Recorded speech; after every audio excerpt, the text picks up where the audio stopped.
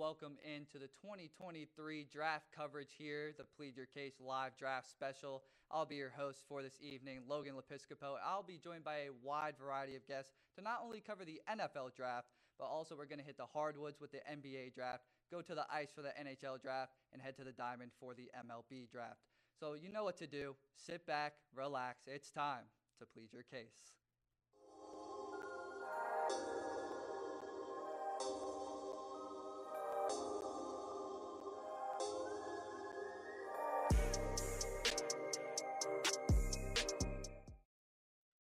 Welcome back in to the Plead Your Case live draft special. And we're going to start things off right with the quarterback segment. Obviously, we have a ton of top prospects this year. Bryce Young, Anthony Richardson, C.J. Stroud, and Will Levis. And now I'm going to turn to my panelists, Austin Bechtold, Carter Newcomb, and Jeremiah Miller. Thank you guys for joining me today. And I'm just going to throw this one up in the air for you guys. Who is truly the number one QB in this draft? I'm going to have to go with Bryce Young. He's the clear cut. He was out of high school. He did exactly what he needed to do in college. Listen to this list real quick. Let's just go through a couple Alabama QBs that hadn't won a Heisman. Kenny Stabler, Jalen Hurts, Tua, Mac Jones, Joe Namath. Bryce Young won a Heisman at Alabama. Usually there's other positions that come around, help out Alabama. They're not known for their core. I guess gave a pretty good list, but in the Nick Saban era, Bryce Young's that guy. Their problem, he's short. I get that. So was Drew Brees. I think Bryce Young's your overall top prospect. Outside of that, I'll be honest, I'm not very impressed with any of the quarterbacks outside Bryce Young. Jeremiah, I don't think there's truly any doubt about it. Bryce Young has proven it. He's shown what he can do. It might be a little bit small in stature, but the strength that he plays with, just overall at the quarterback position. And there has been players who have been small. Russell Wilson, before he got to Denver and the success that he had in Seattle going to the Super Bowl twice. Kyler Murray was a number one overall pick, big contract in Arizona.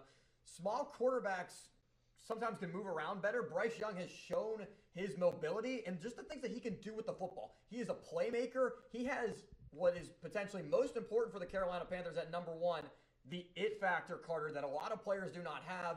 A generational talent, at least in my mind, and I think Bryce Young is no doubt the bona fide number one player in the draft. I think Bryce Young is probably an overall better prospect, but I think Will Levis is going to be the first overall pick. And I know it's Will Levis. He's got a bad rap. People don't really like him because he's not a flashy prospect. They don't like him because he likes mayonnaise and coffee. That's grit. It's a character That's trait. grit. He eats a banana with a peel. It's grit. It's character issues. Grit. You're going to trust him to sling around the football? It's grit. He's a gritty quarterback. But with that all being said, the betting odds went down tremendously that he was going to be the first overall pick. Yeah, and those generally they know. They generally know. He claimed there was a Reddit post that said that he was telling his friends he would be the number one pick. That could have been just pulled out of thin air. But, Anthony Richardson's already told people he's going to be a bona fide Hall of Famer. I mean, from what I've got from you guys before we even came onto the stage, is not a lot of you guys are even a fan of Anthony Richardson. He tested incredible at the combine, and I know, just because you can run fast, jump high, jump far, doesn't mean you're going to be a great quarterback. But what's the reason for why Anthony Richardson isn't going to pan out in the NFL? Personally, to me, I think he could even be better than C.J. Stroud in terms of being the QB2 in this class. But obviously you guys think otherwise. Austin, we'll start with you.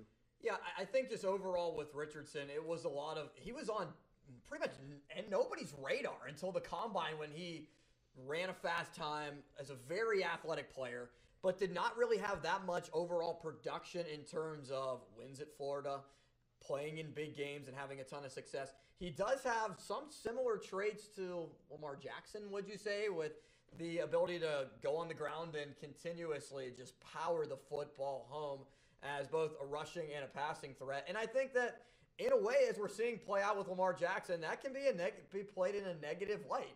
And do teams, Logan, truly want to change their entire offense around to try to cater to what Anthony Richardson does compared to more of a pocket-style passer like C.J. Stroud, really good in completion percentage, but was throwing all first-round picks at Ohio State?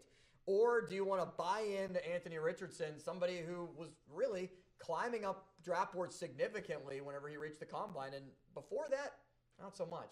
I think it's everyone's trying to find the new Josh Allen in the league. Exactly. I think that's probably his I'd say one of his better comparisons. I'd agree. Would be for Anthony Richardson would be Russell Wilson. Excuse me, Josh Allen. But when you look at a guy like Anthony Richardson, though makes some spectacular plays. But you look around, his footwork is a little suspect. He sometimes has trouble moving defenders with his eyes. Those are things you're going to have to do at the pro level. It's one thing to be able to outrun and outthrow guys at college, but the NFL speed and NFL coverages, you're going to have to beat people with your mind and not your body. Yeah, I think Anthony Richardson, he's got to go to the right fit. That's with all these guys. But if there's one guy that can get Anthony Richardson to reach his full potential, I think it's Frank Wright in Carolina. I also think, like, if you're the Panthers, you traded up for this pick. I think you got to go with the raw guy here. I understand the appeal with Bryce Young. I just spent a couple minutes of my time preaching about him. But I think if you're going to trade up and take the chance, I think you take Richardson, because if you can get the accuracy issues, the footwork issues down, this guy's got uber potential. I mean, he's shown the arm strength. He's showed the running ability. My pro comp for him, I like the Josh Allen one, especially the accuracy issues was his big thing, and now Josh Allen's arguably a top 3 quarterback in the NFL. My pro comp's Cam Newton.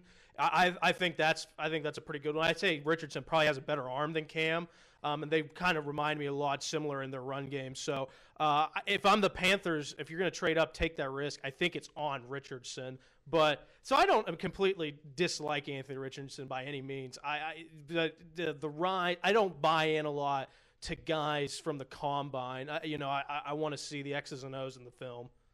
Yeah. So obviously, the top 4 guys, we know who they are on the paper. We know who they are.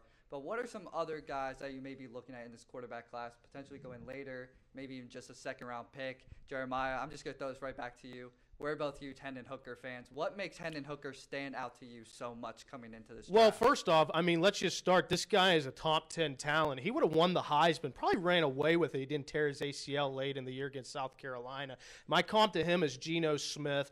Of course, Geno, he didn't write back until this year. He's back now, comeback player of the year. He reminds me a lot of Geno Smith in the way that he plays, the running style. He's not a runner like Anthony Richardson, but he's able to make a play with his feet, and then he has the good arm strength as Geno. I think he's going to have a great comeback this year, just like we saw with Geno last year. He's come back to the ACL tear. He's my 3rd best quarterback. I have him ahead of Richardson and Will Levis.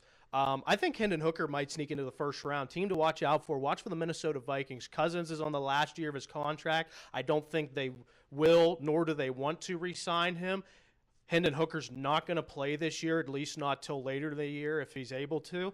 Have him sit for a year behind Kirk, and then when he comes back, hopefully they got a contract with Justin Jefferson and company, and you already got a number 1 receiver, maybe the best of the NFL, and you're going to put Hendon Hooker with that. I like that combination. I also agree with Jeremiah with Hendon Hooker. The only thing is, though, I'm worried about him is he's going to be a 25-year-old rookie, and you're going to have him sit a year. I'm not sure you waste the first-round pick. Well, they said that about Kenny Pickett last year, too. Now, obviously, Kenny, the initial thought was for Kenny to sit a year. Now, obviously, things didn't happen out that way. But Kenny was 24, a year younger, but that was still the same conversation. Not a torn ACL, though.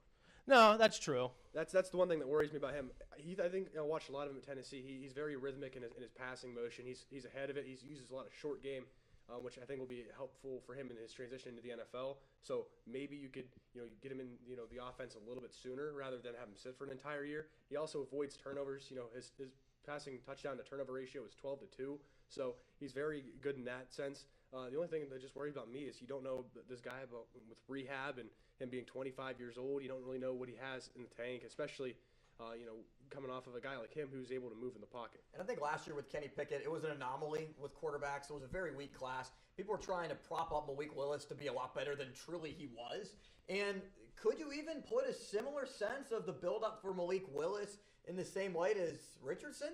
Maybe a little bit. A lot of raw talent to the point where now Tennessee has kind of ran its course to a point and not even truly liking what it's seeing with Malik Willis right now. I think that quarterbacks are always at the very top of everybody's priority, as we know, and in a high demand, especially this year after a weak class last year. It would not surprise me to see 4 quarterbacks taken. Hooker is also the 5th guy for me, and they're probably going to go high, even though I think that Bryce Young, best quarterback in the class, C.J. Stroud, probably another first-round talent. If I really had to choose and it was a straight draft, people deciding that you're just not picking off of quarterbacks, realistically, just by history, we know how high they go. I would think that it would only be Stroud and Bryce Young that are truly worthy of first-round picks by what they've proven and what they have shown that they can do, whether it be at Alabama and Ohio State, but also their measurables and what they what they have done on the field in terms of their overall thought process. I'm not a big fan of this quarterback class. I know there's a lot of them in the first round that have the high marquee, but looking at all four of them, they all have something that a lot of people don't like. Bryce Young, he's short. Anthony Richardson, he's a raw prospect. You look at C.J. Stroud, his IQ test was not very good, and Will Levis, not people were into him. They don't really like what he brings to the table. Well, gentlemen, thank you very much for sitting down and open things off right with the amazing quarterback class that we have. Up next, we don't really have a ton of prospects in the RB class, but Bijan Robinson definitely headlines it, so stay tuned on Plead Your Case. This is producer Caleb Yager, and you are watching The Buzz.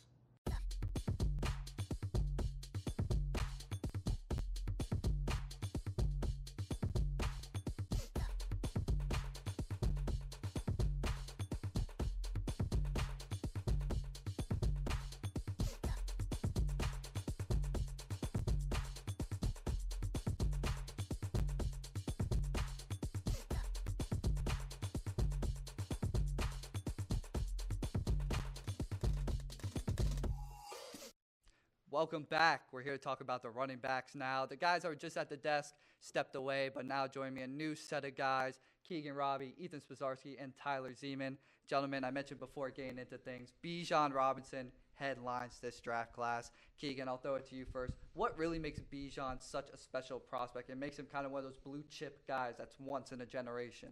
I mean, he's bigger for the draft class, we'll say that, and he's consistent, very consistent, average 6.3 yards per carry his whole college career. And then you also go to his ability to catch the ball on the perimeter, make some moves, make some guys miss on the perimeter, and get moving forward. Also, very good at bouncing off of tackles, very good at keeping his balance, very good at staying on his feet and keep going through the hole, and just all-around great player to get yards.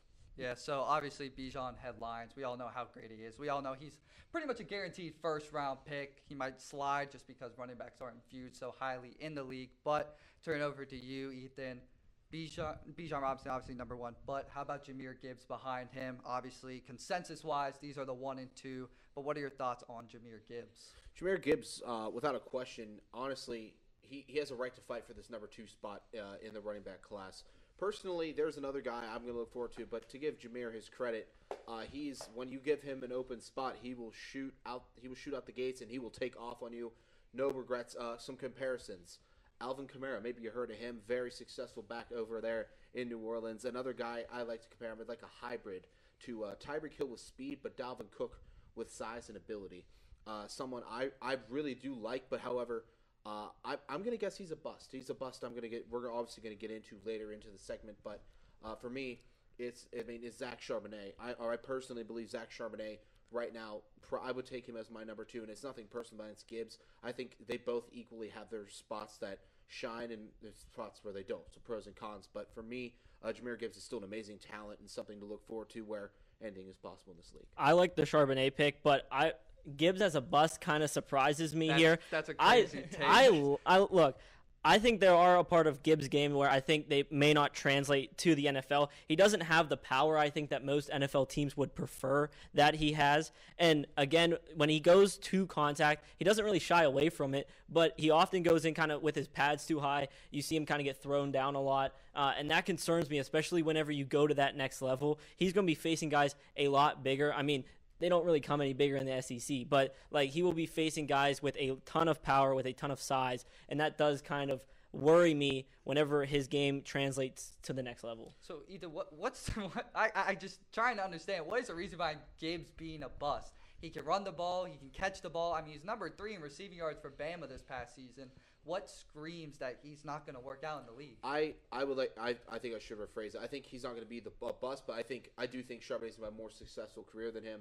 I think that, this is a pedestal where college football is a different monster than the NFL. Different things play out. I wouldn't be surprised if I'm wrong. I will fully be able to admit that there is a good chance I will be wrong on this pick. I understand it's a tad bold, but I just think Charbonnet's going to have a more successful use to it.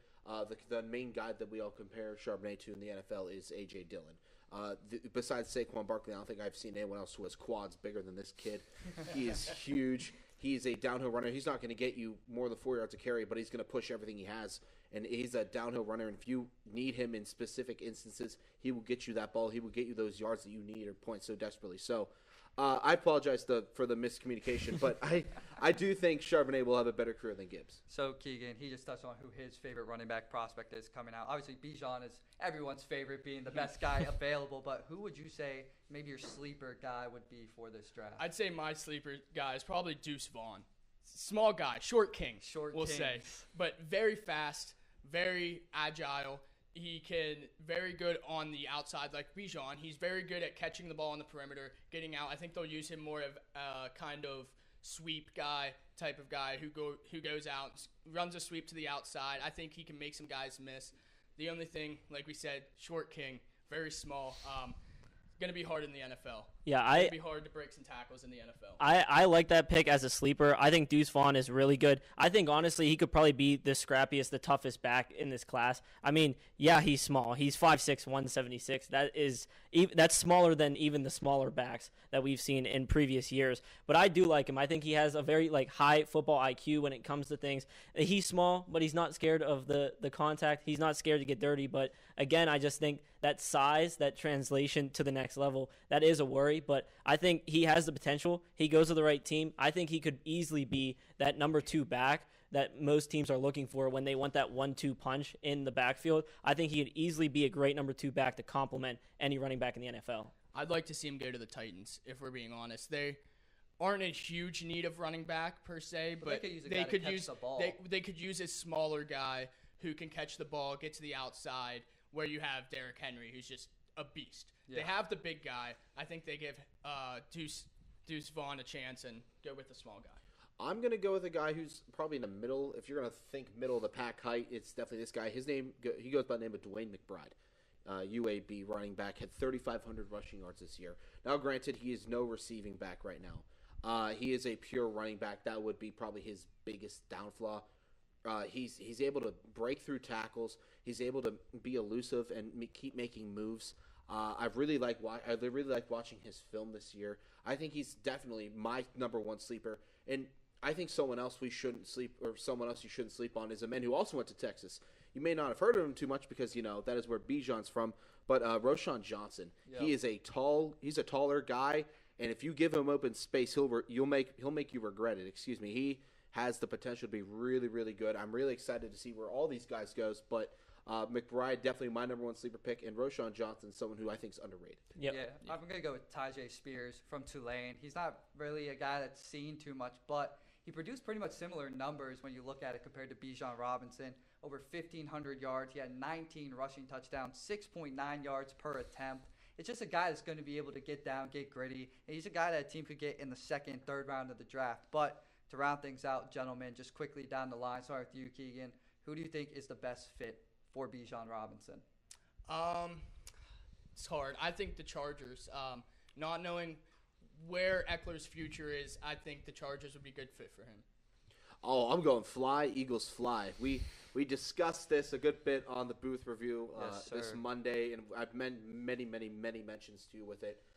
That Bijan Robinson to the Eagles, do not count them out. There's a team that really needs a step, probably a change in leadership and running back. Give me the Eagles. I don't mind the Eagles pick because they have pick 10 and pick 30, but I don't think he's going to be there at pick 30. No way. And I don't think that the Falcons will take him at 8, but I'd like to see him go there. I know they have a lot of quantity in that running back room, but they don't have quality, and I think Bijan Robinson could kind of add that quality to a team that made a lot of changes in the offseason. Bijan going 10. I'm saying it now. I'm riding with you, Ethan. I think Bijan's going 10 as well. Gentlemen, thank you for joining me up here to talk about the running backs. Tyler talked about quantity over quality, but with the wide receiver group coming up, we've got both of that, both quantity and quality. Stay tuned here on the Live Draft Special.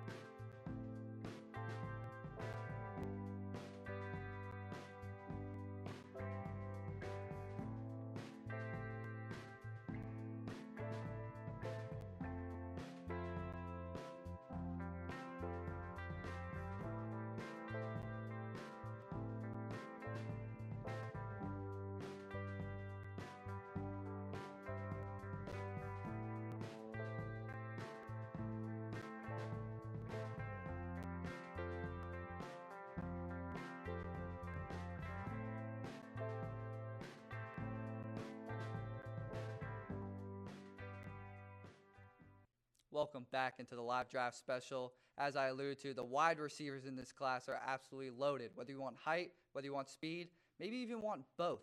Now, I'm joined at the desk with two guys. I've already been here before. Tyler Zeman and Austin Bechtold, but now a new face, Alex Hughes. We'll start with you, Alex. Who is your guy in this wide receiver class? So I know a lot of people really like Jackson Smith-Njigba, but for me, I look at another guy. I really like Zay Flowers. I think he's a guy who doesn't have that one characteristic that outshines everything else, but I think he is so put together. He's very well-rounded. He's not the biggest guy, but he does a lot of things exceptionally well. He's a great route runner. He's got great rat catch ability. He's just really good overall. I've even seen some people compare him to Antonio Brown, and so comparing him to Antonio Brown, that's obviously very big Very shoes high to praise, fill. yeah. But, I mean, this guy just screams like he's going to be a perennial Pro Bowler. Logan, I really like Quentin Johnson from TCU, 6'3". Why? Big guy, was fantastic in the college football playoff. He had over 160 yards, 6 catches to help advance to the college football national championship game. Big wide receivers are really the ones that are dominating the NFL right now. There are still a lot of shifty guys, but when you look at receivers who can get down the field, ton of speed, Johnson just an overall production wide receiver. He has a chance, depending on no matter what system he goes to be one of the best guys available. 60 receptions, over 1,000 yards receiving as well, playing for TCU, one of the best teams in the nation last year. And it's, once again, just production. The way that he plays, his style of football, very tough, gritty, is not afraid to go over in the middle of the field and use his height to his advantage, further down the field as well to be able to catch jump balls, and uses his blazing speed to get to the end zone. Tyler, just Sure. go ahead. Sure, Austin. I think that the guys with great size, they've been dominating, but you can't forget about those guys in the slot. Or from Ohio State. I think it's going to be the best wide receiver is going to be Jackson Smith-Njigba. Yeah, he's probably going to make a living in the slot in NFL play, but I think he's a guy, when you look at this wide receiver class, I think he's the most NFL ready as a wide receiver. I think he could step into pretty much any offense and probably give them 800 plus yards and probably double digits touchdowns even in his rookie season. He has great hands. He also has a great understanding of zone coverage. We saw it a lot at Ohio State. He just has an ability to find the soft spot in zone defenses and then kind of sit there and give the quarterback an option, which I think he benefited from because after that he was a yards after catch machine, which I think a lot of NFL teams look at nowadays. That's why I think Jackson Smith-Njigba is going to be the best wide receiver. But are you afraid of how his season played out last year, only playing a couple of games with an injury? I mean, sure, the injury is a worry, but I think that's one of those things that it's a setback that kind of sets the scene for the comeback. And I think that he has like I said, he has the potential. He has the skills. He has the talent that I think that injury, he can step past it, make a comeback, and again, be one of the top out of this class. And Smith-Njigba really does have that potential. I mean, 15 grabs for over 300 yards in the Rose Bowl a couple years ago, a couple touchdowns. I mean, he does have the overall capability to be that good of a guy, Alex. But this wide receiver core is pretty deep. Yeah, I definitely agree. Like I mentioned when I started talking about Zay Flowers, I really like Jackson Smith-Njigba a lot. I think he probably will be the highest drafted receiver in the class. But as far as your pick goes, Quentin Johnson, I'm not as sold on him. I think, these big, fast guys, you say that they've been coming out, but before, like DK Metcalf and a couple others, they haven't really been that kind of thing. I remember DK Metcalf, a lot of teams got scared off at some of the numbers he put up, and he ended up dropping to the second round and late in the second round. He also had injury problems. Yes, he did, but I still I'm not completely sold on Quentin Johnson. I just think there's some drop concerns as well, and I think overall, I don't know if he's going to be as highly hyped up as he has been. So, Austin, then what do you say to people that are taking your guy, your number one wide receiver, and projecting him to fall into these 20s, even late 20s of the first round? I mean, he didn't even get an invite to the draft this year. He's not going to be there. What do you say to people that are really doubting Quentin Johnston?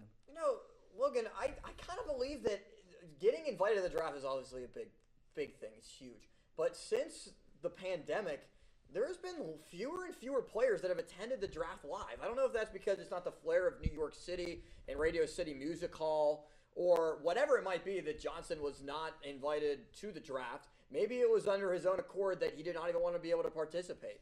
But what I think you're getting is a receiver that has the ability to run several different types of routes. He has the whole bag of the route tree to his discretion where he can work in the slot if he truly wants to, more of an outside wide receiver.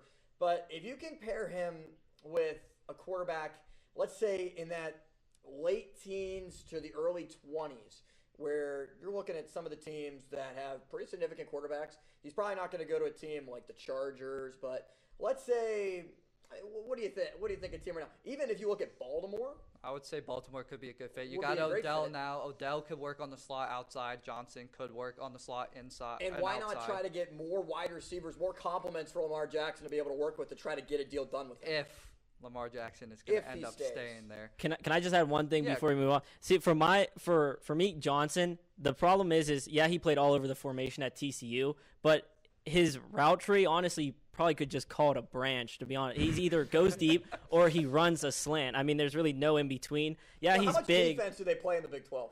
I mean, you're right. I mean, the Big much? 12 is not as great as it used to be. Which but truly here's could be a but knock on him. but I think that's where it kind of like, okay, if he's as good as he seems, then I think there would be a lot more hype out of him. I think he would have lit up the Big 12 a lot more than he actually did. And you know, Logan, who we have not talked about yet that I'm sure you're probably going to allude to right now. We're about to get right into it. I know your feelings. Former pick guy Jordan Addison. You and Tyler are not big fans of Jordan Addison. Tyler, you have Jordan Addison as your wide receiver number 6. I do. Behind Josh Downs. I do. What is the reason? Is it because of the lack of production at USC this past year? Or why?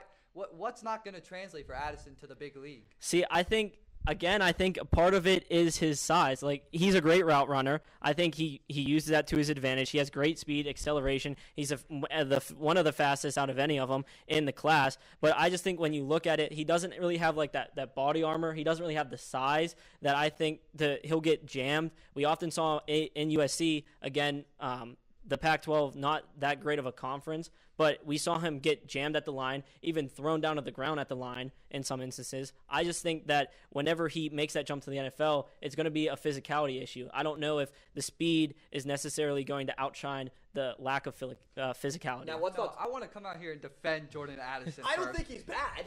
I have him tied for third. He was improperly used at Yes. USC. Sure, He had 59 receptions. 23 of those were screen plays. You look at his time at Pitt, he was used so much different. Mm-hmm. If an NFL team thinks that USC Addison is what they're going to get, then they're in for a treat because he's going to be the Pitt Jordan Addison. I think one question that you could bring up with Addison, other than the size at 5'11", he played with Kenny Pickett, first-round pick, Steelers starting quarterback now, and he played with the Heisman Trophy winner, Caleb Williams. If you throw him in a situation where he does not have a quarterback that can get him the ball with ease and be able to put him in a position to be successful, like, I think he's a good player. I have him tied with my sleeper pick at the tied for third in the wide receiver class behind Johnson and Jackson Smith and Jigba. I have Jordan Addison and Jalen Hyatt tied for third. I think both of them do really good things in their own right. Hyatt is very explosive, but overall, I just liked how he was able to pair with Hendon Hooker, over 1,200 yards, 15 touchdowns on the year. Addison, though, can he play with a quarterback that is just about average? Would he be able to fit in a Tennessee Titans type of offense? Not to call the Titans out, but like a quarterback like Ryan Tannehill or one of those middle-tier quarterbacks, 17 to 23 in the league or whatever it's going to be, compared to if you throw it into a high-powered offense like he's been playing in his last couple of seasons where he was starred. I totally agree with that. Jordan Addison, he's going to make his money as a yak guy. The yards after catch, we saw it at USC. He needs somebody who can put the ball in his hands because after that, you can just let him cook because he will go out and he will extend plays. He will go get you that extra yardage that teams want. And you could say similar things about Jackson Smith and Jigba as well because he played with C.J. Stroud. He's going to be a first-round pick at Ohio State. Very prolific offense in its own right throughout. I mean, wide receivers go off the board from Ohio State. What, 4 in the past 2 years? Yeah, I it's believe gonna so, be now? yeah. Garrett Wilson, Chris Olave, and Jackson Smith and Jigba also playing with Marvin Harrison. So there's a lot of different options going on there to factor into. You know, you obviously learn from those guys as well, but how much could that factor in depending on your situation? It all depends on where guys land on their team that could benefit the most depending on if you can be a star no matter what, no matter who your quarterback is, or like Larry Fitzgerald, or if you need to be in a situation that helps you thrive the most. Now, quickly, guys, just going down the line, just give me a name and what team is going to. Who will be the number 1 receiver off the board? Alex, start with you. Yeah, I'm going to go with Jackson Smith and Jigba. Like I mentioned, I think he's going to be the first team off the board, and I honestly think that he will end up as a Tennessee Titan at the end. Austin Jackson Smith and Jigba goes first to the Jets. Aaron Rodgers gets a weapon. and Tyler. I don't mind that now that they have A-Rod, but I would like to see JSN and Justin Fields. And I know somewhere Jeremiah Miller's like, all right, where'd they play Not together? ninth overall. They played together on the practice field, all right? And that's all that matters because I think we can see another tandem. We can see another tandem between Justin Fields and JSN, like we did with Burrow and Chase. I think that's what you're going to get when you pair them together. That's exactly what I think you're going to get. And we're done here on the wide receiver segment. Thank you, gentlemen, for being up here. Give you your analysis on these guys. Up next, we're going to sit down with Michael Mayer and Dalton Kincaid to discuss who really is the #1 tight end in this draft class. You're watching WCTV, where we aim to bring you the best local coverage of what you care about most. Everything from local businesses to hometown sports and the latest weather. We're keeping up to date with what you need to know about issues that affect our campus and our community. We're telling the stories that matter, celebrating our past, our future, and our potential. So tune in for all the latest buzz right here on WCTV Channel 14, Waynesburg. Welcome back into the live draft special. We're here to talk about the tight ends of the 2023 NFL Draft. Dalton Kincaid and Michael Mayer, I allude to, are the 1 and 2 in this draft class. And to introduce my panel, Ryan Martin, Haley Ryan, Seth Adams. Guys, I'm just going to throw it out there first. Ryan, who is really the #1 tight end in this class? Because Kincaid's been climbing up, but is Mayer still that guy? Mayer is still that guy. And I don't know how you cannot have him as that guy. He's a full package, really. He's a run blocker. He can pass block. He can receive. I mean, he's just a full package. Unlike Kincaid, who can't really block. I like the full package, you know? Yeah, you definitely a guy that can do it all, both block and catch the ball. Yeah. Haley, are you going with Mayer as well? Yeah, I'm stuck on Mayer. I know his combine didn't show the best of his abilities, but I think in real-time game situations, he's been solid, like, nonetheless, for everything in his games with over 800 yards and everything. And I just believe that he's still tight end 1. I know there is such a deep tight end class that this definitely is so interchangeable with how many, but I think I have to go Mayer, still tight end 1. Seth? Yeah. Clean sweep. Yeah, I know this is a debate show, but he's a dog. There's no debate. Yeah, he's a dog. I mean, Kincaid, I think he's up there too. Like what Ryan said was baloney, but what I think he's great. He's got the capabilities.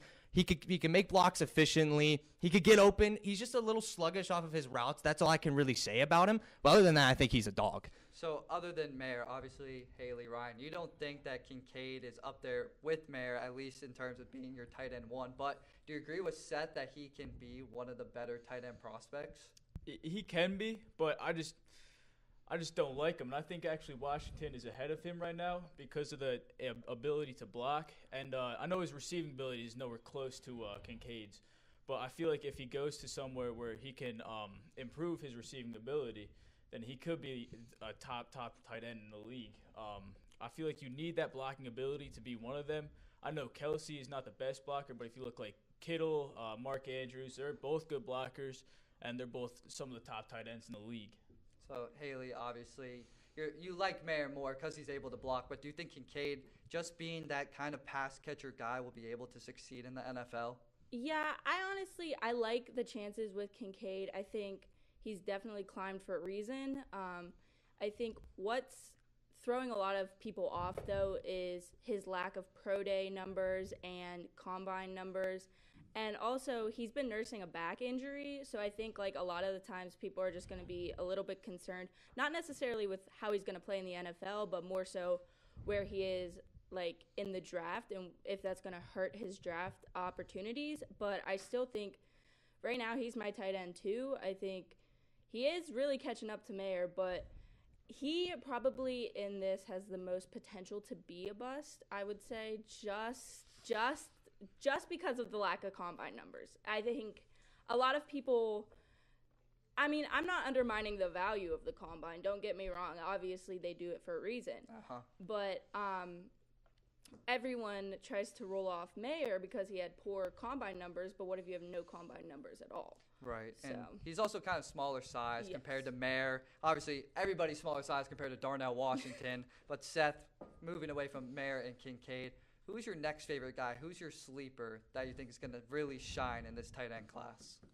I like Kraft. I like Tucker Kraft. Give me Tucker Kraft, man. Rabbit. The man, he's getting you the first down. Regardless, he's going out there, he's hitting your guy, and he's getting the first down. He's had a lot of plays where his touchdowns are long plays where he has to fight for it, and I love that. He's going to fight for you to score, and that's what I love about him. He's going to get points on the board. He had a little bit of lack of like receptions and touchdowns, but I think his build and what he can do is really such like a quiet, like a sneaky but deadly type of guy. You know, he's gonna hit you and he's gonna get the first or the score. And Haley, we talked before this. We have the same guy as our sleeper pick, Zach Kuntz. Talk a little bit about the guy from Old Dominion. I think obviously transferring from Penn State to get more playing time benefited him greatly. In 13 games, he had 73 catches, almost 5 a game.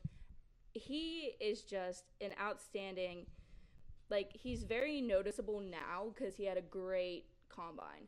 But I think he was hurt, and that kind of hurt his chances of, not his chances really, but kind of his reputation in the draft. But I still think he's a sleeper because at 6'8", he had a 4.55 40-yard dash, which is really fast for a guy who's 6'8", and he's 6'8", 250. So, realistically, that is pretty fast for him. He just had a great combine, and he scored in the 93rd percentile in the 40-yard dash, like I mentioned. So I think he could definitely fly under the radar. And like I said, he's getting more attention because of the combine now, but he's still definitely my sleeper. I love Zach Kuntz right now. And Ryan, obviously, you got to give your sleeper pick. Who is going to be the man you're naming? Sam Laporta, all right, out of Iowa. Tight end U. Yes. Yep, exactly. All right, they just breed them differently over there. They do. He's a great blocker. All right, he can block. He could also receive. He had 657 yards last season. And I think he can come into the NFL if he's given a good situation, of course. Maybe learn under a good tight end for a year or something. He could be a really good tight end in the future, though. He could. Tight end, you got George Kittle. You have T.J. Hawkinson. You got Noah Fant. All of these first-round guys, besides Kittle, who probably should be a first-round guy if you look at it now. But what teams really need a tight end? There's a lot of talk maybe 4 of these tight ends get in the first round. Maybe only a couple of them get in the first round. Seth, starting with you, who would you say is a team with perhaps the biggest need to fill a tight end hole? Probably the Bengals right now, too. Maybe like the Bengals or the Packers. They really need a tight end right now. And with these guys up in the draft, you got a lot of options here. You got like 6, 7 options that they're going to be dogs no matter what. Sure, one might be slightly better than the other, but like the Bengals, they need that guy. With Hurts gone, they need someone to step up and have that role, like Kincaid or Mayer. I think they have the ability to do that. But there's only like 4 or 5 teams that need a tight end right now. So I think really the Bengals, though, the most. And Haley? Yeah, I agree with the Bengals, and I think Mayer's one of the most the most NFL ready. Like, he will be able, obviously all these guys are NFL ready, but he'll be able to get in game day one and get in there. And I think the Bengals, although sometimes in the playoffs they choke a little bit, they definitely would like to take someone like Mayer or something, because the NFL day one ready tight end is what the Bengals would be looking for to fill Hurst. And Ryan, obviously, other than Packers and Bengals, you have another team that might look to fill this hole. Maybe not in the first round, but later in the second round, perhaps. Unfortunately, I was thinking the Packers. I think the Packers need it for a young quarterback. I think a good tight end is vital for a young quarterback to succeed. And obviously Bengals too. But yeah, I think the Packers are the biggest team that needs a tight end this draft to ensure that Jordan Love succeeds. I think they need to take Michael Mayer. Well, guys, thank you very much for your analysis on the tight end class. And when we come back, we're going to turn over to even bigger guys with our offensive line, both the tackles, guards, and centers. So stay tuned for the Plead Your Case live draft special.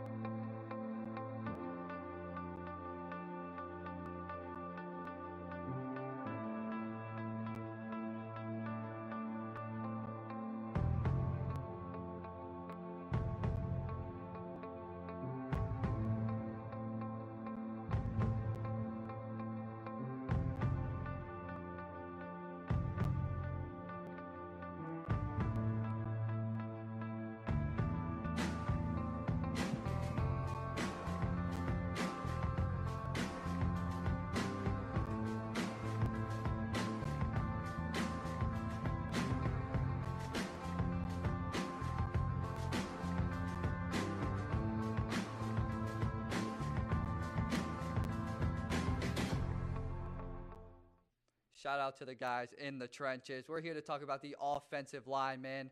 I've got a couple Steelers fans up here with me, but I've also got a Titans fan. We got Alex Hughes, Carter Newcomb, and Jeremiah Miller. All you guys, I'll be welcoming back to the desk as you've already been on. This is a very big offensive tackle class, and maybe just offensive line in general.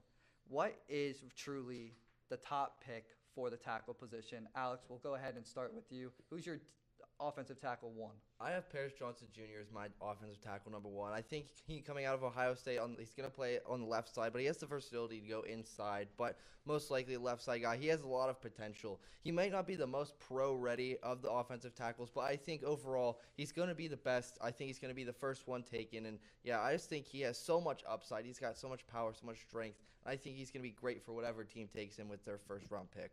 I mean, I'm going to agree with Alex. I also think Paris Johnson Jr. is the best in this draft, but I'll talk about Peter Skoronski just to give you some parity here. But he's 6'4", 313 out of Northwestern.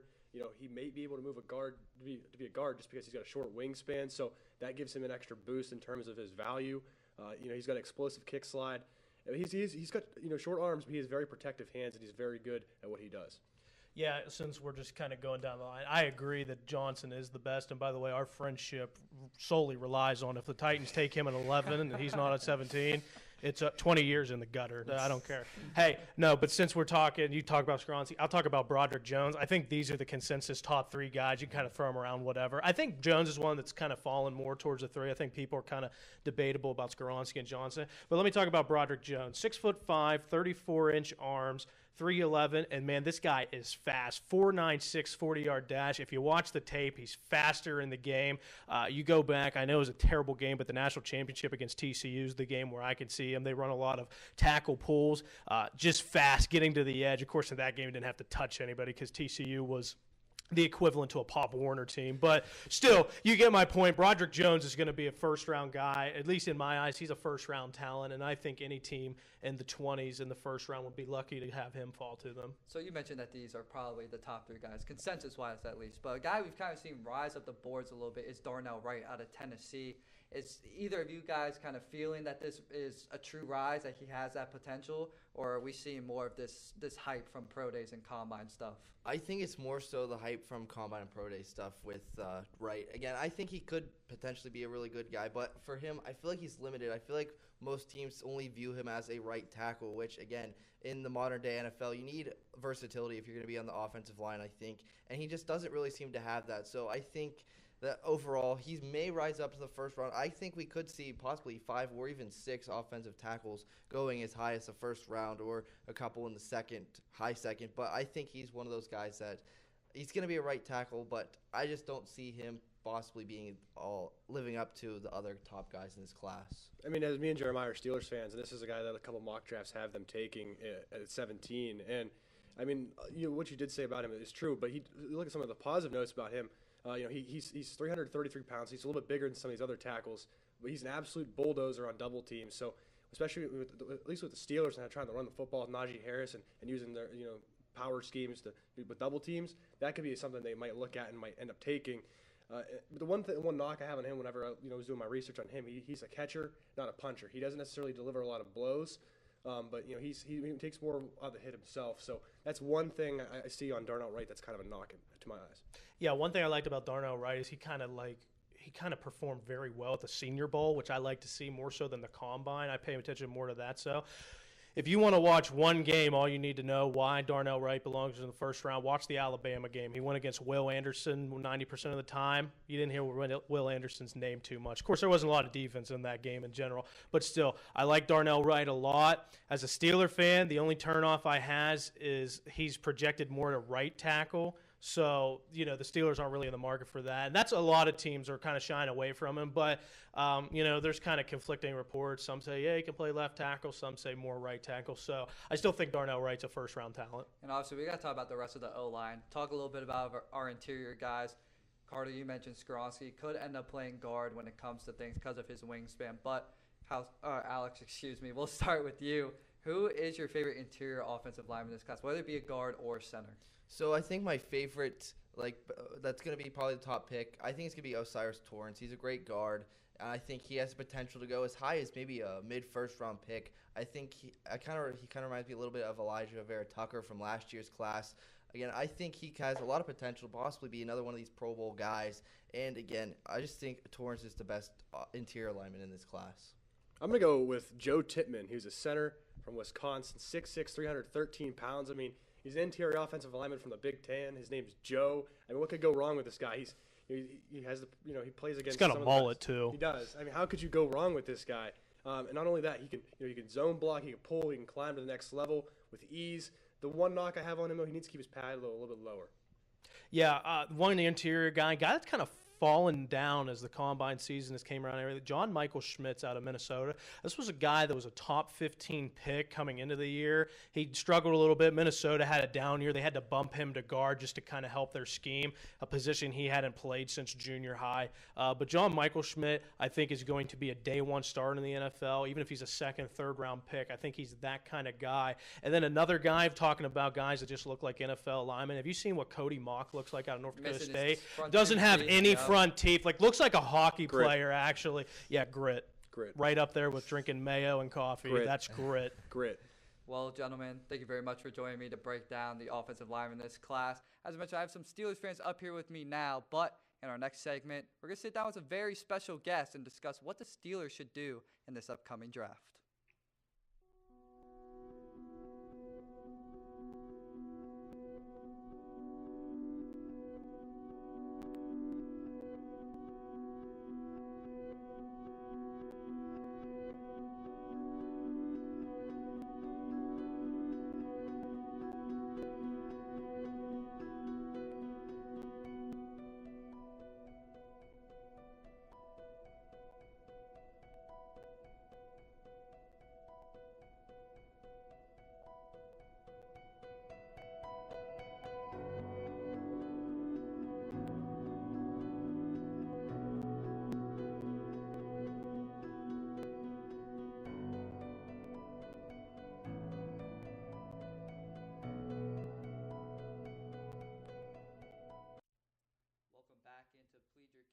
Live draft special. In this segment, we're going to get into the Pittsburgh Steelers, specifically with their 17th overall pick. Today, I'm joined by Jeremiah Miller, but also a very special guest here, Professor Krause, joining the panel. Welcome, and thank you for joining us for the Steelers segment. Great to be here. Thank you, Logan. So the first thing we're going to start with, obviously consensus, is offensive tackle, cornerback. That's the two positions the Steelers are debating between. Last time an offensive tackle was taken was in 1996 with the first-round pick for the Steelers. Which route, we'll start with you, Professor Krause, do you think the Steelers should go with this pick? Well, I think it's really important to establish this is not going to be a typical Pittsburgh Steelers draft. Andy Weidel is really leading the draft. Omar Khan is the GM. First time that they've been working together in Pittsburgh, at least. They had a history prior to coming to Pittsburgh. The projections clearly are for offensive tackle or cornerback. I expect they'll pick one of those two positions, but really they'll stay true to their draft board. So what typically happens, teams will rank every single player. They have a top 100 at least for the first couple rounds. They'll go through, and whichever offensive tackle or corner is the highest rated on the board, I think that would be the direction they would go. But I quickly also need to add, there's a lot of rumor about the Steelers right now. I think a lot of people have heard the prospects of trading up to number 9 in Chicago. Something that broke in the last roughly 36 hours is the possibility of Tennessee trading back to Pittsburgh. Pittsburgh would then move up to the 11th pick. It remains a little unclear what they might be doing there, so that could change this. But it seems to be reported mostly that they would be hunting for an offensive tackle if they would do that. And then the last part of this that I think is pretty significant, there's a lot flying out there about the 32nd pick, which would be the first pick of the second round, which is extremely valued. The end of the first day has occurred, and teams are looking for that one guy, especially if they feel like they've missed a bit in the first round. If I had to wager my salary on it, I would add that I think it's more likely that they would trade at 32 than they would at 17.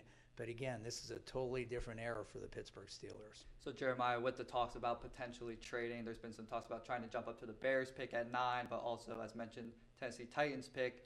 if the Steelers were to trade up, do you believe it'd be offensive tackle? And if they stay at 17, do you think there's a significant gap between corner or O tackle?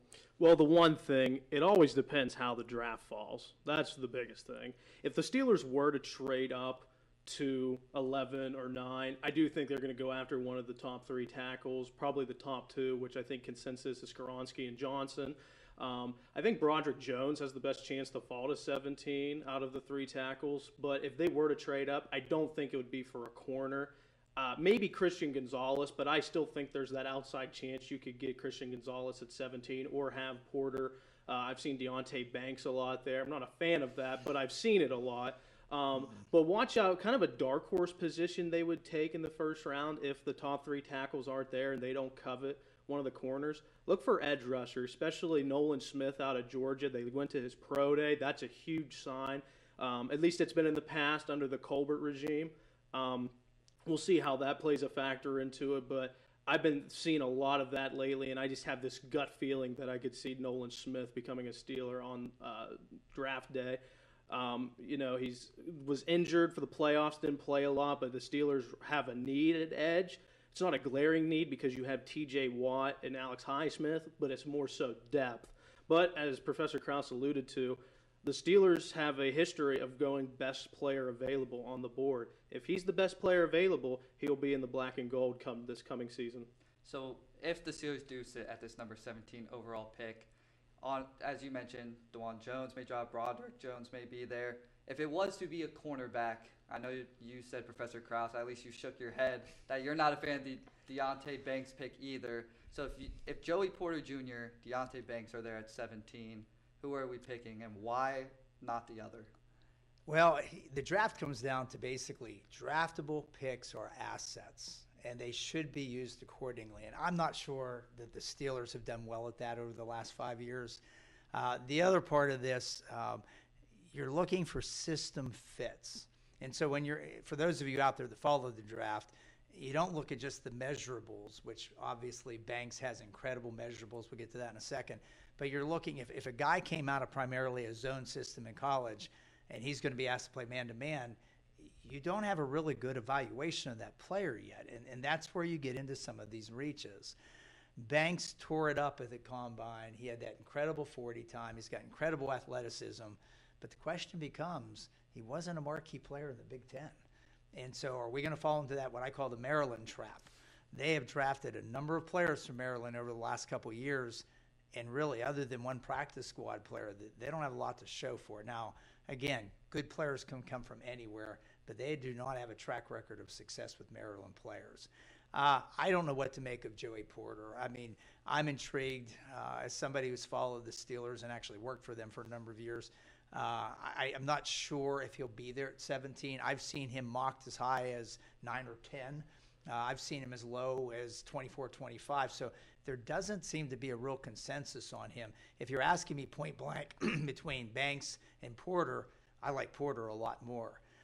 Gonzalez, I might disagree with you a little bit, Jeremiah, in the sense that that kid's got incredible skills, incredible speed and athleticism, and he has what Porter has not proven, Banks has not proven, incredible ball skills. And so I have a feeling that he'll probably be grabbed earlier than later, and somebody may trade up to get him. So if I had to pick between Banks and Porter, I like Porter a lot, but there are a couple other corners that are starting to sneak up. There's a kid from Miami that's starting to come in the mix. And, the first thing I start thinking is going back a few years ago when they took a quarterback. Yeah, Artie Burns, remember that for sure, one. yeah. And so you have to be careful. Pittsburgh has had a tradition that's not always worked for them, what they call these guys fast risers. That makes me really leery. So it would be Porter if I had to pick between those two. And Jeremiah, kind of moving away from this first-round pick, obviously Steelers had that number 32 pick, which in a regular draft would be the end of the first round, but due to Miami having to pick forfeited, it'll be the first pick of the second round. What positions do you believe the Steelers need to address in these later rounds of the draft with 32, even if they trade that back? or even deeper into like the 5th, 6th, 7th rounds. Yeah, as you mentioned, 32 is really interesting because in a normal draft year, this would be a first-round pick. I also believe the first 5 to 6 picks of a second round in a normal year is first-round talent because there's always guys that slip out and what have you. So the Steelers are in a real prime position here at 32. The obvious answer is, well, if they draft a corner, they need a tackle 32. If they draft a tackle, get a corner. They can really do a lot of things with this pick. I could see them going interior defensive line, guy that sticks out there like Mazzie Smith out of Michigan. Really liked him. He performed well in the Big Ten this year. His come-out game was kind of against Ohio State in the Horseshoe this year. So that's a person I kind of look like. A Deontay Banks pick at 32, I wouldn't mind. I like Banks. I know we kind of just tore the kid apart. I like Banks at 32. I think the value's more there with him at 32 than that at 17. I actually would rather have a corner at 32. If Porter would fall, I don't think he will. I think he's going to be grabbed up in the first round. He might not even be there at 17. But I think a corner is better for the Steelers at 32, just their track record. And as Professor Krause said, Christian Gonzalez is really the only complete corner I feel coming out of this class. The rest of these guys are project-based. The Steelers can't afford that. They need a clean-cut prospect at corner. They can't have a guy that they're going to work with because they've proven to fail with that. We mentioned Artie Burns. I think the Steelers need to wait. Another guy at 32, Cam Smith out of South Carolina. He was getting mocked as early as a first-round pick. He's kind of fell back a little bit after combine season. He's a guy I really like. The one thing about this corner class, all in all, they're very tall. They average about 6'1", even like some getting into 210 pounds, which for a corner is a lot. I really think you could see something about that. Also, Professor Krause talked about Gonzalez is really the only ball hawk. One thing I've seemed to notice a lot with corners coming out, the interception numbers are low anymore.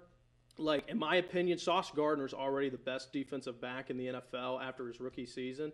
He only had 2 interceptions last year, but he wasn't even known for interceptions when he was at Cincinnati. Kobe Bryant was on the other side for that Cincinnati defense. He had more interceptions than Gardner, but Gardner was this unbelievable talent, and he's shown to be so far. It's more PBUs anymore, and that's where I'll tie into Joey Porter Jr. Joey Porter Jr., the biggest thing with him is he only has 1 career interception, which, yeah, if you look at that on paper without film, that's alarming. But one, this past season, he didn't get thrown to a lot. And then also before, he doesn't have good hands. He was an athlete coming out of North Allegheny, so he could have been a receiver or corner. Well, he proved fast he wasn't going to be a receiver because he doesn't have great hands, but he's got long arms. He's got speed. His dad was fast off the edge. He's fast. He can guard the best receivers in the Big Ten like he did. He can guard some of the best guys in the NFL. I still wouldn't like the Steelers to take him at 17 just because of their track record. But if Joey Porter Jr. is there at 17, I will find it very hard for the Steelers to pass up on him just because he's a legacy. Steelers love guys like that. Devin Bush is another, but especially Joey Porter, being that his dad is so beloved in Pittsburgh. Of course, Joey as a player won a Super Bowl and then came back as a coach. Love him or hate him, he is an icon in Pittsburgh. So I just find it hard for them to pass up on his son, especially if there's a couple corners there like him or Banks. Like, I could see the Steelers solely picking Porter because, like, they don't want to upset Senior. And if I can go back to 32, don't forget this part. Pittsburgh could really strike gold. Here's why. You mentioned the suspended pick with Miami, so they're picking at 32, not 33. That's a spot. There is a possibility that 5 quarterbacks could go in the first round if the kid from Tennessee goes. So when you look at that and you say, okay, there's 5 players, Pittsburgh's not in the market for a quarterback. So you remove those 5 spots, and all of a sudden, Pittsburgh's looking at about 26, 27 different players out there, some of whom are going to be in positions where they really aren't considering a first round. They're going to have somebody at 32 who's a legitimate first-round talent who fell out of that because of those 5 quarterbacks, especially, again, if the kid from Tennessee goes.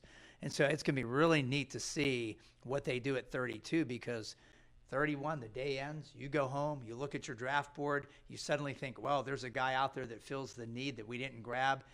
If they keep the pick, they're going to get a kid who legitimately is a first-round talent. So that means 2 first-round picks, really. And then the second part of this, if you trade the pick, you're going to be able to command a lot. So I think for Pittsburgh, this draft is absolutely critical. You're coming off a 9-8 year. You were on the cusp of the playoffs. If you pick wisely at 17, which is what you're addressing, and you take advantage of the value at 32, whether you trade it or keep it, you're bringing in 2 people who should start immediately. And don't forget pick 49 sitting out there. They have 4 picks in the top 80. That's significant talent. And I just have to throw a name out if we can kind of segue to the back part of the draft. Pittsburgh likes Iowa players. Van Ness's name has come up. There's another linebacker whose name's come up, and not Campbell, by the way. And Campbell's the middle backer that I absolutely love. I know they signed 2 free agent middle linebackers. They're shorter deals. That's a kid that if he's there at 49, I would be doing cartwheels if Pittsburgh would select him. Well, gentlemen, very unfortunate that our time here has to end as we got to get to the rest of our segments for the draft show. But, Professor Krause, thank you very much once again for joining us and give us some insight for the Pittsburgh Steelers draft. We're going to go ahead and head over to the hardwood now as we're going to discuss the NBA draft with the headliner being Wemby. This is producer Caleb Yager, and you are watching The Buzz.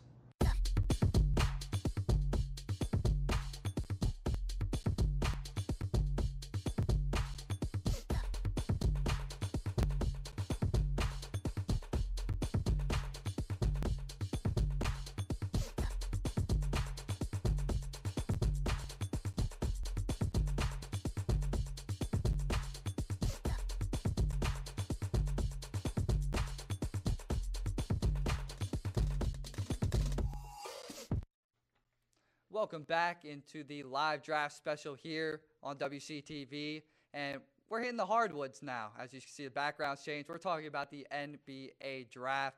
Today, I'm joined by Darian Allensworth, Spencer Ferteri, and Ron Brown for this segment. And gentlemen, and Ron, I'll let you go ahead and kick things off. I feel like I'm going to be sitting back a little bit here because I don't really know ball too much, but should Wemby be the first overall pick in this draft? For sure, man. It's for sure.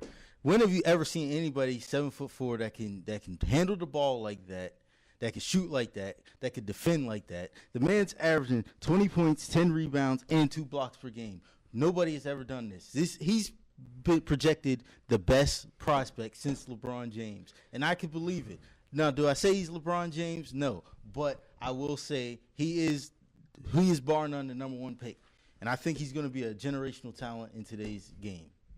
Well, I know Darian's on your side. Ron, I could not disagree more. And let me just start out. This is going to sound weird. I'm not high on Wemby, and here is why. First of all, we've seen guys like this. Chet, Bobo. I know Chet hasn't got to play much, but he got injured in preseason basketball. These guys need to put on weight.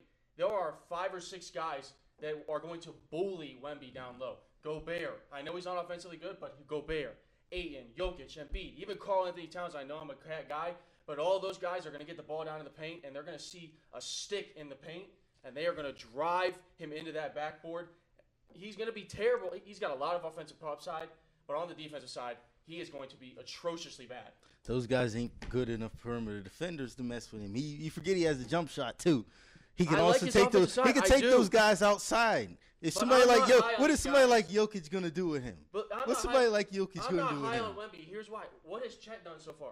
He got injured. He was hurt. The man was hurt. Okay. The man so was hurt. Wemby, Chet, I mean, it's not comparable because the hype between those 2 players are completely different. A. B, I do agree with you defensively. Yes, he is going to be bullied in the paint, but I think the biggest difference between him and those other people that you said is that they also got exposed on the perimeter.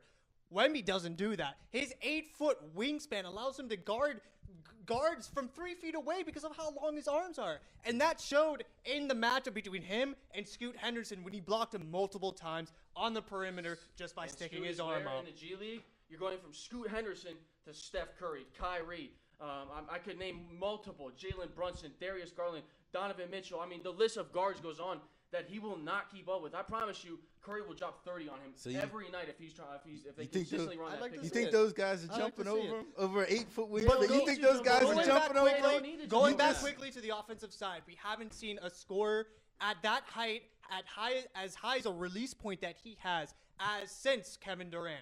If he has that type of offensive potential and that type of offensive upside, Who's guarding him? Who can honestly guard that consistent high release point on a consistent basis, night in, night out against on all the NBA teams? Guys, Wemby is a center. He's not Kevin Durant. I hate that comparison. Kevin Durant is a power forward, small forward. Wemby will not play small forward. He might dabble around with like how Porzingis does in the power forward position, but he's going to be in the paint every night. That's what he's there for. You think those centers can guard him on the perimeter? Yes. No, are you crazy? Are you crazy? Are you crazy? Something is wrong with you. None of them can move like he can on the perimeter. You're saying Joel Embiid's not going to be able to keep up with him? I'm not saying he can keep up. I think he can bully him in the paint. He can bully him. He's taking Gobert's lunch. I'm taking my first host timeout here. Obviously, Spencer, you're stuck in between two really big Wemby fans, so I'm going to cut you some slack, and we're going to move along to some other prospects here in this draft. You got the Thompson brothers. You got Scoot Henderson. You got a couple college guys even farther down the board. We'll go ahead and start with you, Darian. Who's your next favorite prospect outside of Victor Wembanyama? I think, Spencer, this is one of the agreements we will have. Scoot Henderson, I think, is definitely the consensus number 2 pick. His overall upside, we've seen guards like him before. De'Aaron Fox, Russell Westbrook, John Wall, Derrick Rose. They're those guards that are extremely good at getting into the paint, extremely good at finishing, kind of those downhill athletic guards that can finish with both hands, have great vision, great offensive awareness, and then just are overall great athletes, and it can explode to the rim at any given point in time. Yeah, look, guys, if you want a safe number 1 pick, you're going to go with Scoot, and Darian pretty much explained it perfectly. Look, I do think Wemby will go first. I don't agree with it. I think Scoot should be first. Like I said, I think the main point, he's a safer pick. You don't know what's going to happen with Wemby. Scoot, he's not that skinny, tall guy. He's going to play a guard role. He's going to facilitate. He can shoot the ball. His percentage numbers shooting-wise in the G League Ignite were great. And let me remind you, while Wemby was going against foreign pros, Scoot was playing against NBA players, guys who have played in the NBA, guys who will play in the NBA. That's why this G League Ignite team is so good, because you get an early chance to play against pros or guys who will be in the pros. What I'll say about that, they're NBA rejects. They are NBA rejects. Also, his shooting percentage is great. 27% from 3, 43 from the field, 76% free throw shooter. And there's plenty of time to develop. There are multiple guys. Giannis has developed his three-pointer. Lonzo Ball, your own Chicago Bull, he had to do his three-point special. He had to change that up. Agreed, but those were also taller guards, taller forwards. He's 6'2". I think he will be exposed a lot more, especially since he's such a hard driver. He's going to be sent to the free throw line a lot more. Isn't that the point of the G League, is to get them to develop and be able to better their shots as well? I'll say this about Scoot Henderson. There's been a long list of guys who have been – there's been a lot of Scoot Hendersons before. But what usually happens to those small, athletic 6'3", 6'2" point guards? They usually get hurt. They usually or they become like Russell Westbrook, but they don't evolve their game. They don't. All right. Now, Ja Morant is a rare necessity. I've been told from the back it's the end of regulation now. We got to wrap things up here for the NBA segment. As much as I'd love to continue talking with you three gentlemen, we have to turn things over back to the NFL field. We're going to sit down with the edge rusher group here. Will Anderson headlining it, but who's next behind him? Here at Waynesburg University, you're part of the club. You'll find plenty to do on campus. Opportunities like hands-on experience in the classroom. Roll up your sleeves because you'll go to work on day one. Practicing your craft with state-of-the-art technology and resources. Grow your mind and challenge yourself. Learn how to build stronger communities and be a part of a team. Football, basketball, esports, you'll have the chance to compete, pushing yourself to new heights. Learn, achieve, and grow your dreams here at Waynesburg University.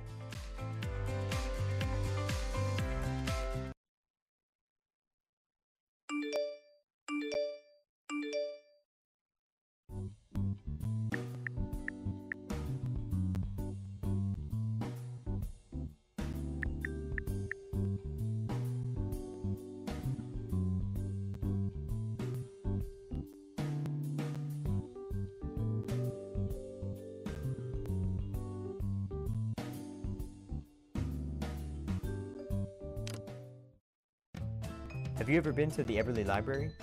If not, you should, because it's great. They have books of all different genres: history, biography, fiction.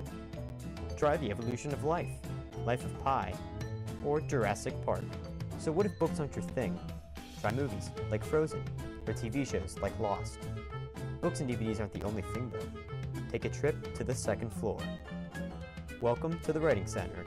These tutors will tell you everything you need to know about writing a paper, and they'll help revise your essays. Now let's head back down. Behold, the Knox Learning Center. Need to print something out 5 minutes before your next class because you procrastinated? No problem. You can also print off pictures of dogs. Because, well, you can. So grab your homework, laptop, and textbook, and study diligently.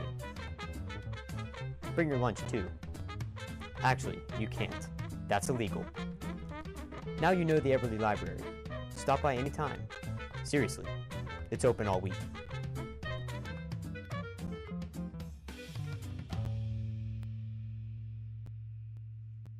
Well, it was just very heated in here when we went to the hardwoods, but now we're back to the turf and grass fields in the NFL, talking about our edge rushers. I'm joined by two familiar faces and one you've yet to see today, Will Yoakum, Tyler Zeman, and new Jesse Kane over there at the end. Jesse, everybody knows Will Anderson is that guy. He's the #1 edge prospect in the draft. But who is second best behind him? I just want to talk about Will Anderson first because, like you just said, he led the college football in tackles for losses and sacks. He's definitely going to be #1. If you don't think so, you're just insane.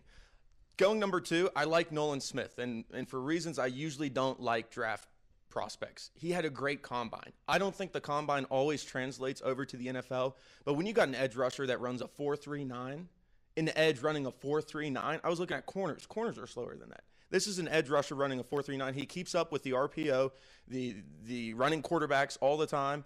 You got Lamar Jackson, you've got Kyler Murray, you've got more and more every single year. Nolan Smith's going to be that guy. Great athleticism, great height, great build. I'm big on Nolan Smith from Georgia. Yeah, I like to agree with that. I think Tyree Wilson is also going to be one of those guys that, yeah, he has some things that he needs to work on in terms of what he has the long arms, he has great power, but I think there's a little bit more that he can work on. I like Nolan Smith, though, and I think he'll probably be the first edge to go just because, not the first edge, sorry, the first edge after Will Anderson. We'll just fix that real quick. But like I said, like I was going to say, he's an athlete, and at that position, you really need somebody who's athletic. When he can move like that, he's going to be a problem. Yeah, he may be a little bit smaller than NFL teams would like to have out on the edge, but in today's age where you see so many plays coming out of the backfield with running backs swinging, with quarterbacks being mobile, he's going to be one of those guys who can really keep the pocket intact and keep the quarterback kind of surrounded in the pocket because of his speed and because of his ability to get past the offensive lineman that quickly. I like the Nolan Smith pick a lot, I really do, but I'm going to have to go with Miles Murphy as my pick. Miles Murphy is explosive. He utilizes any kind of move right off the bat. He's 6'5", 275, and being explosive at that kind of size is insane. He's just able to get to any kind of quarterback, and especially in this day and age, quarterbacks are pretty much running backs at this point. You want a quarterback that is able to move, but you also want an edge rusher that is able to keep up with them, and at 6'5", 275, I think Miles Murphy is definitely the one to be able to do that. So there's a ton of athletic edge rushers, as you all mentioned. Nolan Smith, you mentioned Miles Murphy, a couple freak athletes in this class. But moving away from these top guys, Jesse, who is your sleeper here at the edge position? I really like Tyrus Wheat. I think this is from Mississippi State. I think this is one of the most elite edge rushers, edge rushing classes we've seen. And I think Tyrus Wheat, if you take him late, he's a sleeper all the time. He's very mobile. He's got the hustle. He's athletic. Everything you need. Versatile. He can even play outside linebacker. He does not miss tackles. And, I mean, all these players are so elusive nowadays in the NFL. You can't have some blocky edge that's going to get outrun by a running back. He does not miss tackles. He's very solid from that standpoint. And he also gets to the quarterback. Hurries with the quarterbacks is a stat. And he has a lot of those hurries, and he closes that pocket fast. So he's definitely a presence, and if he's taken late, he's for sure a sleeper. My sleeper in this class, I would have to go with Viemi Fioco from San Diego State. He's a guy that, honestly, I didn't see a lot of. Projected 5th round in this class, but I like him. 6'4", 263. From what I've seen of him, he's just an absolute bully when it comes to rushing. He was 4th in the country in pressures with 66. He's a little bit of a different build for edge, not like your typical build where you look more at like the Will Andersons and the Nolan Smith builds, I mean, they're kind of the guys that they're looking for in terms of the NFL. But he's only at 10 pounds heavier. He's not as fast, but I think he does the little things right, and they can refine his game. Doing those small things in the edge position, I think, is kind of a great, solid kind of foundation because they can easily build off of that. And if he gets in the right hands, I think easily he can show good production in the NFL.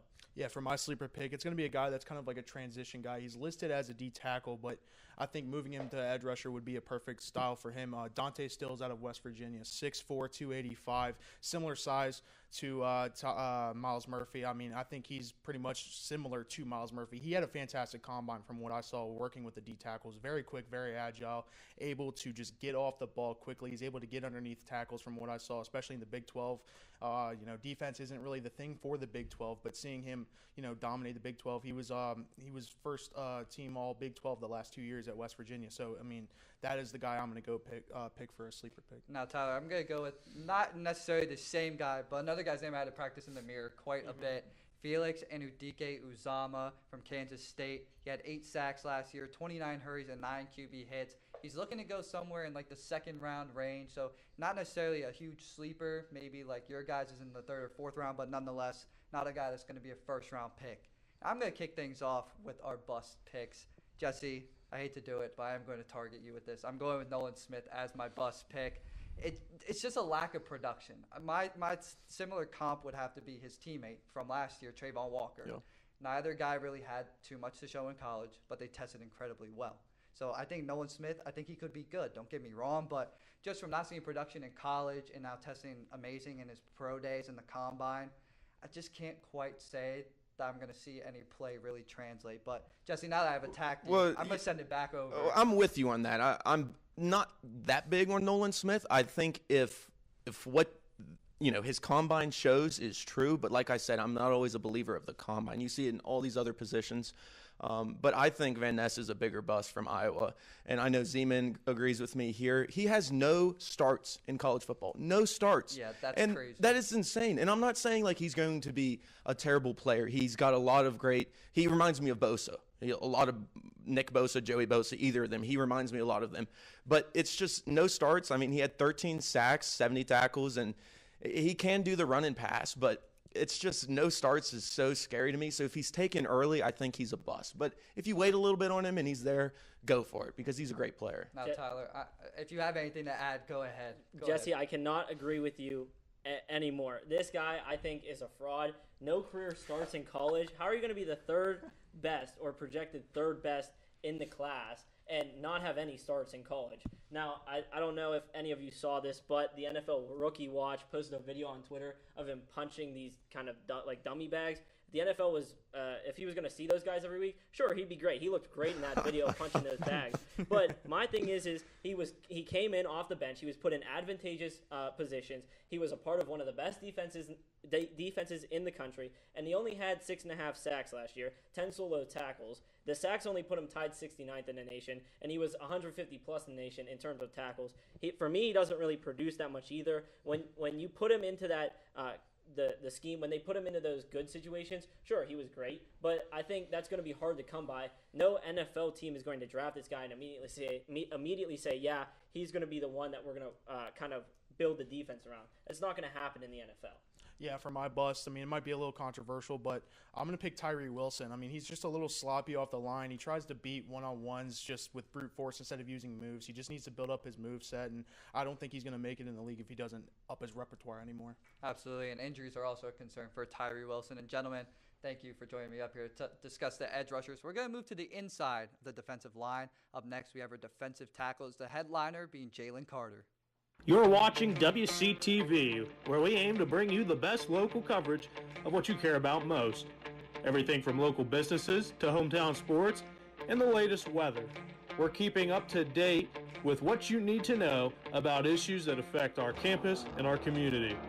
We're telling the stories that matter, celebrating our past, our future, and our potential. So tune in for all the latest buzz right here on WCTV Channel 14, Waynesburg. Welcome back into the live draft special. As I mentioned, Jalen Carter is the headliner of this draft class in the defensive tackle position. But There's quite a few names still underneath of him, despite the large gap in talent. I'm now joined by Logan Arblaster, Colin Rhodes, and Will Yoakum. You're still up here next to me. Yes, sir. Colin, I'm going to throw it to you first. Obviously, no question, Jalen Carter is the top guy. There are some character concerns with the whole DUI and other incidents that have happened off the field. But who is your next best prospect for the defensive tackles other than Carter? Well, it was a bit of a hard decision because there's a number of guys on here that are well-rated, well-respected, very talented. But I'm going to have to go with Mozzie Smith from Michigan. He's very big but very quick for his size. He fills in the gaps. He was very productive. And I think he comes from a strong conference and a great team in Michigan. I mean, go blue, I guess. Shout out Joe Benzel. Yeah. But Shout out Joe. Logan, we'll throw it over to you. Who's the next best outside of Jalen Carter? Yeah, I'm going to have to disagree with Colin here. I think his player is great as well, but Kalijah Cansey really stuck out for me.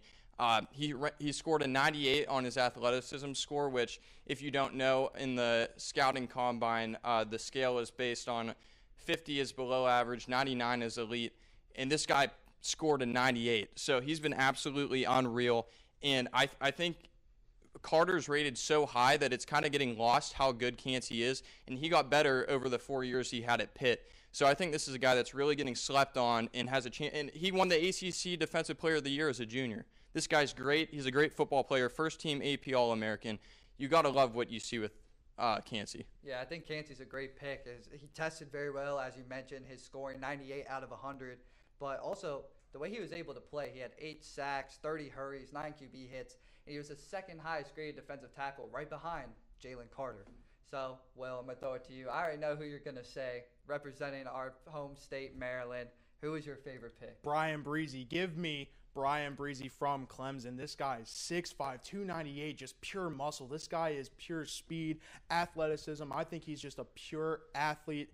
And talent-wise, his playmaking ability is there. Yeah, he dealt with an ACL tear and injury and everything like that, but he bounced back from that. I think he is just a perfect choice at maybe even a 3-tech, and you can even move him out the edge. If I could pick a team that he should probably go to, it'd be the Lions. Putting him with Aiden Hutchinson, those two would just be dominant in my opinion. Now, I know we talked beforehand about one of you guys not being too big of a fan of Brian Breezy. Just go ahead and elaborate on why that's the case. Well, Go ahead. Go first. All right. I know he's a great story, and he's obviously playing for his younger sister, Ella, that died, and he has a lot to play for, and I'm rooting for him. But I just don't see him performing as well in the NFL as people think he will. I think he's a little bit overvalued, and if you look at his career in college, he lost a lot of time due to an ACL injury and never really put up the stats that everybody thought he could put up. So I think there's a little bit more potential there to be unlocked and kind of see what he can do before we can say that he's this great player that we expect him to be. I kind of want to echo what he said, where he has a great story, but he did not live up to the hype. He was supposed to be the #1 high school prospect of the class of 2020. He just didn't live up to that. Not to mention he's been incredibly injury prone. Will mentioned the ACL tear. He's missed a lot of games. He's played perhaps the fewest of these top 5 defensive tackles.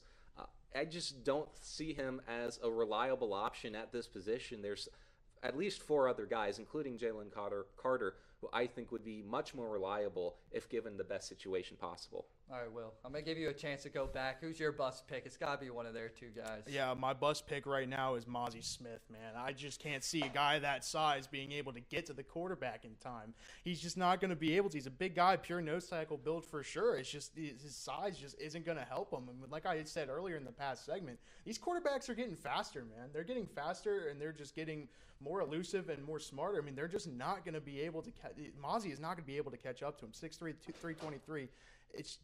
I don't see it. I don't see it, and I didn't think he produced enough to be able to say that he can produce that.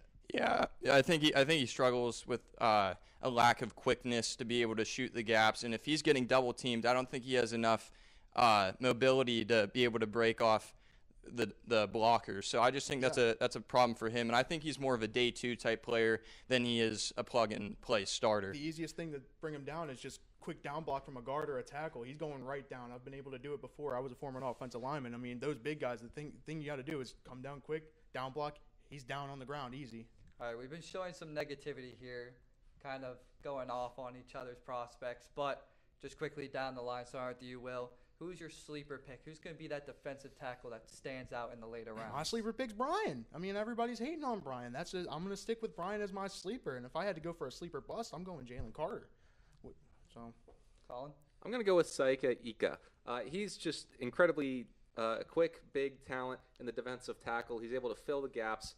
I just think he's sort of been lost in this large, well, not large, but group of defensive tackles. You talk about the top 5. He's probably around 5 for a lot of people. I think he'll be a great pickup for whoever gets him. I think Ika kind of, for him, depends on the scheme that he's in. I don't think we've seen enough yet from him either, but he has a chance to be an above-average player. But for me, it's Cansey. When Jalen Carter is ranked above every single quarterback in the entire draft class, when the next best guy is Cansey, he's getting slept on too much, because I think Cansey is maybe just as good as Carter is. Carter couldn't even finish his pro days because he was having cramps. So I think that this is something to keep an eye on for sure. Well, gentlemen, thank you very much for talking with me about the defensive tackles in this draft class. When we come back, we're going to stick with the front 7, and we're going to head to the linebackers, who kind of a weaker group this year. So stay tuned on the live draft special. Have you ever been to the Everly Library? If not, you should, because it's great. They have books of all different genres: history, biography, fiction. Try The Evolution of Life, Life of Pi, or Jurassic Park. So what if books aren't your thing? Try movies like Frozen, or TV shows like Lost. Books and DVDs aren't the only thing though. Take a trip to the second floor. Welcome to the Writing Center. These tutors will tell you everything you need to know about writing a paper, and they'll help revise your essays. Now let's head back down. Behold, the Knox Learning Center. Need to print something out 5 minutes before your next class because you procrastinated? No problem. You can also print off pictures of dogs. Because, well, you can. So grab your homework, laptop, and textbook, and study diligently. Bring your lunch too. Actually, you can't. That's illegal. Now you know the Everly Library. Stop by anytime. Seriously, it's open all week.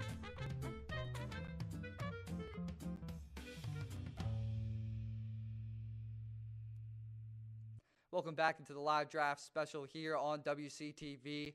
Logan Lepiscopo again as your host, and I am joined now by Keegan Robbie, Austin Bechtold, and Ron Brown to discuss this, well, as I said before, very weak linebacker class. I'll just go ahead and kick things off. I think the clear-cut number 1 guy is Jack Campbell. Keegan, do you agree, or do you think someone else belongs in that spot? I mean, I don't think there's enough players in the draft to argue against that Jack Campbell decision. I like Jack Campbell. Very strong player, very good against the double team and coming down to stop the run.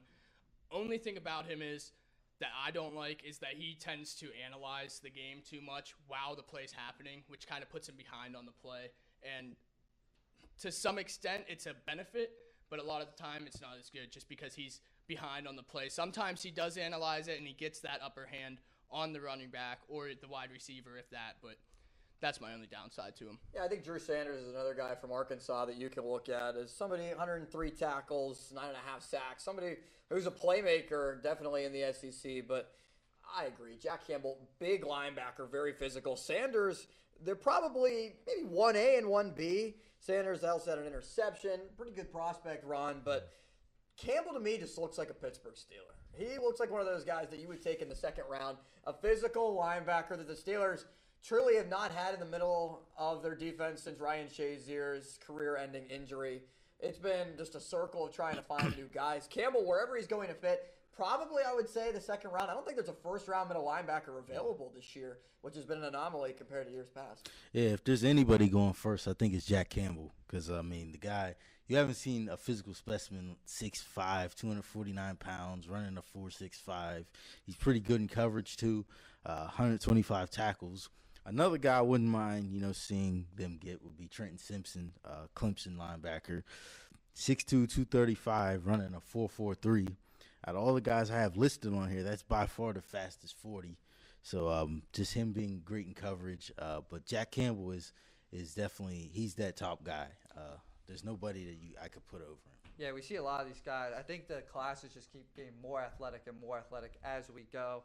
to a consensus, at least here, is Jack Campbell, Drew Sanders, that 1A, 1B, as you said, Austin. Pretty much. But, Keegan, you discussed with me before the show. We know this is not a very strong linebacker class, but you mentioned you got a little bit of a hot take for this class. Kind of a hot take. You guys might agree with it. I know you agree with it a little bit. Will Anderson Jr., I think he can move from that edge rusher position into kind of an outside linebacker type guy. He has the athleticism. You see, well, hear me out. You see Micah Parsons at that linebacker position, but he comes up as an edge rusher. You see T.J. Watt as a linebacker, comes up as an edge rusher a lot. He's an outside linebacker. I want him going forward. I don't want him coming It depends on what scheme you're playing in. Are you playing in a 4-3 or a 3-4? Well, that's the thing, though. I think Will Anderson's going to the Cardinals. I think that's pretty chalk. I think that. Well, Will Anderson's going to the they Cardinals. said Houston might take it. They said Houston might take it. I think if Will Anderson goes to the Cardinals, that's not going to happen. I think Will Anderson at the Cardinals, they're very big on their edge rushers. They're not going to move him in kind of a coverage type guy or an outside linebacker type guy. But I think Will Anderson has the athletic ability to kind of expand his range in position. You wouldn't put him as like a middle linebacker type, like a Buda Baker type of player. Well, would you? You could. Arizona. You could. Arizona has two guys kind of like that with Isaiah Simmons and Zayvon Collins. So if you have a chess piece, why just paralyze them and use them as just one position when you can use them in multiple positions? I mean, that was the big concern, as you alluded to, Isaiah Simmons, who was drafted quite a few years ago. Everybody viewed him as a safety, linebacker, edge rusher. He's a hybrid type of guy. And everybody thought the Cardinals were just going to solidify him to that one position. I wouldn't blame the Cardinals for wanting to test out Anderson at the linebacker position. I personally think he's kind of a better fit to stick at edge just because, as Ron mentioned, they got Isaiah Simmons. They have Zayvon Collins. They have guys that can play that true linebacker position. But quickly to go down the board, guys, going from Keegan down to Ron, who's your sleeper linebacker of this class? My sleeper is probably Ventrell Miller from Florida. I think he's very good. His only thing is kind of shedding blocks. He's not as good as shedding blocks against O-linemen, but he's very good on the outside of the play when he's rushing against running backs, trying to get the tackle. I think he's very good on that. That's two guys. D. Winters, I like from TCU. Physical guy, really did not have the type of season in the regular season playing in the Big 12 that you'd necessarily like. And, I mean, the harsh reality is it's a very offensive-led conference, but TCU at times very stout defensively, and Winters was one of the guys right in the middle of it, as well as Servassier Dennis from Pitt. Somebody who is another, once again, physical type of linebacker. He's got a lot of specific traits that fit systems that are more so, I would think, 3-4, depending on where you put him. It'll definitely show how much that he could definitely get some exposure to a good NFL system. And, Ron, I know you definitely have some thoughts on Servassier Dennis as well. Yeah, I like him. I have a few of these guys. The only knock on Servassier Dennis, he's only listed as 6 foot, 226 yeah, about pounds. 6 foot, 6'1". So that's kind of undersized for a linebacker in the NFL. But I think, and I think he's good in coverage also. He's a good blitzer. He had 7 sacks last year. I have another guy is Ivan Pace Jr. from Cincinnati. The reason why he's so, I think, underrated is because he's only 5'10". So, but I think, for him, having 125 tackles, 60 solo, and 4 sacks, interception, forced fumble, I think he's a good player. Another one is Noah Sewell from Oregon, the brother of Penei Sewell, tackle from the Detroit Lions. He was projected as a second-round pick earlier in these earlier projections, and now he's projected to go on day 3, which is crazy to me. And we mentioned how Campbell could be a Steeler in the second round, the first-round pick, I think. Yeah. Joey Porter Jr. This linebacker class is very weak, guys. I'll round things out with my sleeper pick. DeMarvion Overshawn from Texas. The Texas guys, horns up. They're just different breeds in this year's draft class. But coming to you next, we're going to go ahead and head to the ice with our NHL draft talk. Stay tuned.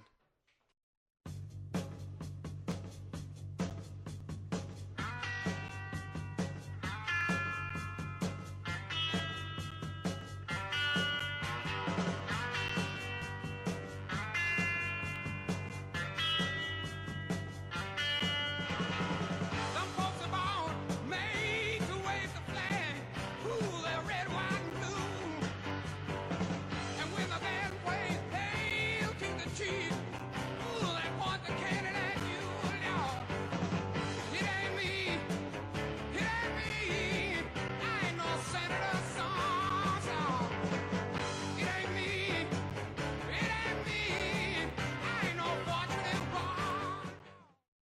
Welcome back into the Plead Your Case live draft special. We're heading to the ice now for a talk about the NHL draft prospects. I'm joined by one familiar face on the stage, Darian Allensworth, but I'm joined alongside now Anthony DeFilippo and a guy you probably haven't seen much on camera this year, Will Wilson, our tech guy in the back typically. But the NHL, we've discussed behind the scenes. Connor Bedard is that clear-cut number one guy. Will, what really separates him from the rest of these prospects? Yeah, I mean, Connor Bedard is someone we have not seen at all. He's beating Connor McDavid in almost every statistic here. In the junior stats, he's only played 138 games. He has 138 goals. He's averaging 2 points a game. Connor McDavid only had 98 goals and played 166 games. So to put that in perspective, Connor Bedard is on pace to be better than the best player in the league right now. And, I mean, the only thing that Connor McDavid has on Bedard is speed, and naturally Connor McDavid is going to just be faster than him. But Bedard can definitely work on that. I mean, he has to work on his edge work a little bit, but he is the clear-cut number one pick in this draft. And honestly, if he does not go number one, I will be shocked. Yeah, I mean, you pretty much said it best, but Anthony, Darian, who would you guys say is perhaps the next best guy behind Bedard? Anthony, I'll go ahead and let you elaborate on that first. Who would be your number two pick in the NHL draft? Yeah, I mean, I got Adam Fantilli, the guy out of Michigan. He's the best skater in America. He's the best player in America, best player in college this year, got the Hobie Baker Award. He has first overall potential, in my opinion, just not over Connor Bedard. It's like the McDavid-Eichel type of thing in 2015. I have Adam Fantilli behind Bedard. Yeah, I mean, I agree with that. I think Fantilli is, I think, most would agree as the consensus number two pick in the NHL draft. However, I think there are other great players coming afterwards. My personal favorite, Leo Carlsson, played in the Swedish Hockey League, 25 points, 10 games, 10 goals, 15 assists. Just one of those big, strong power like skaters.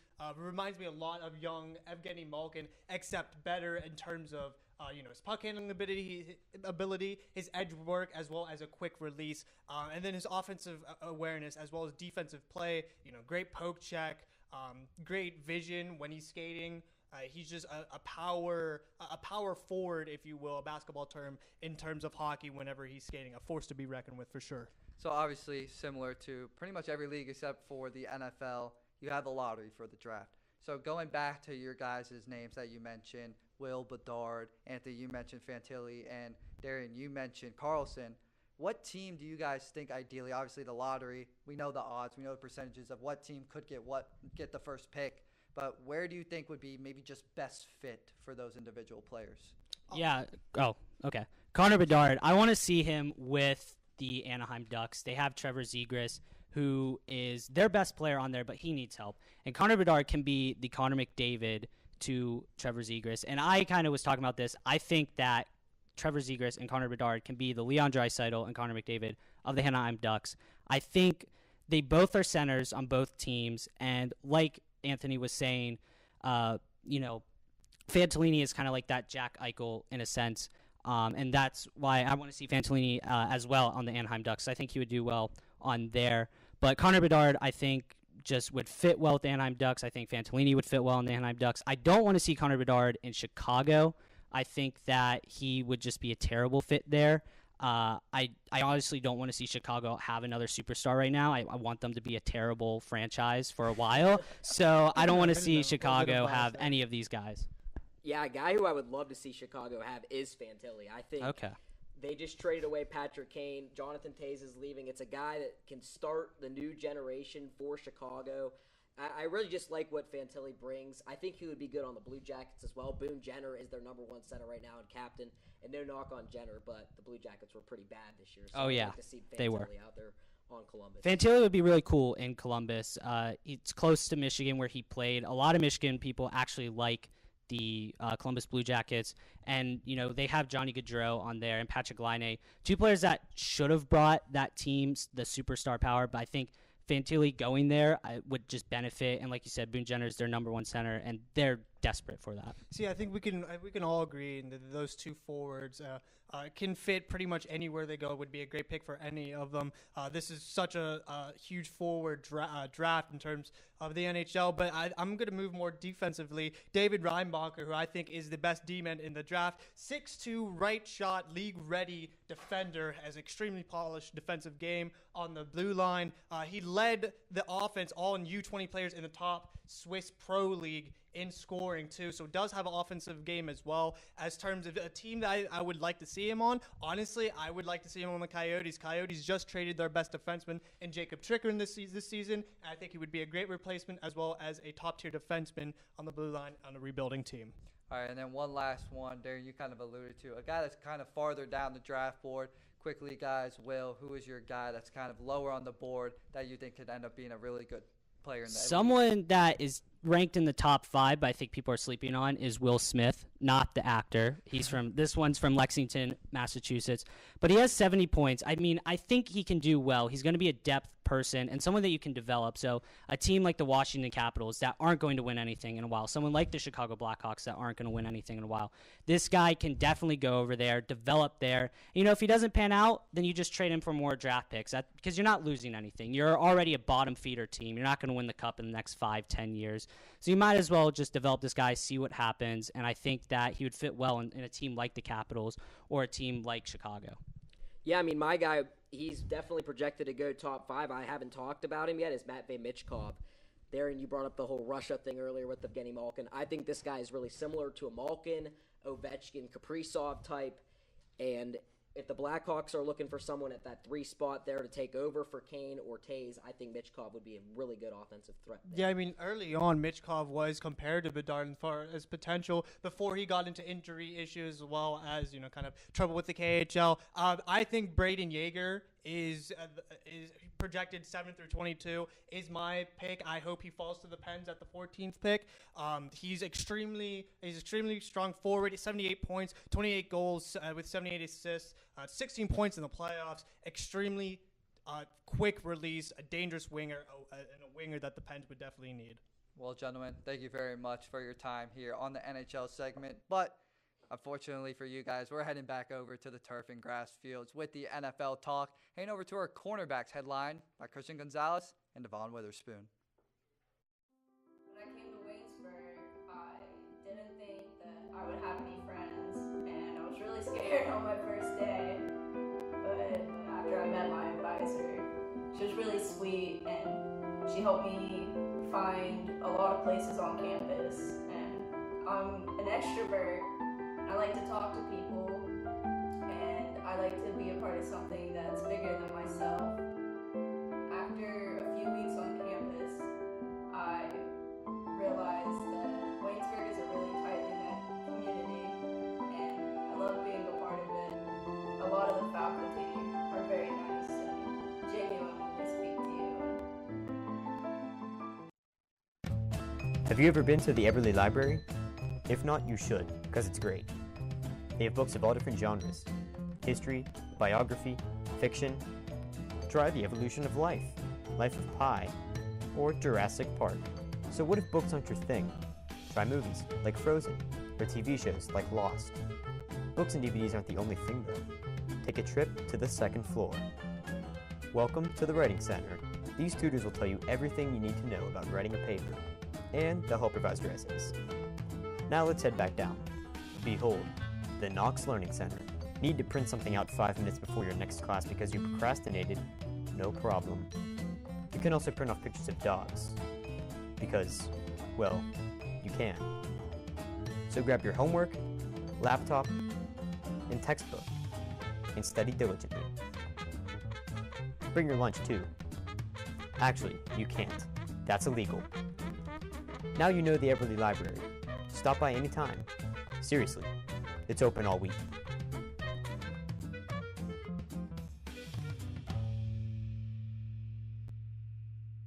Welcome back into the live draft special. Now we're getting into the cornerback group, which is a lot deeper than we may have seen in most recent years.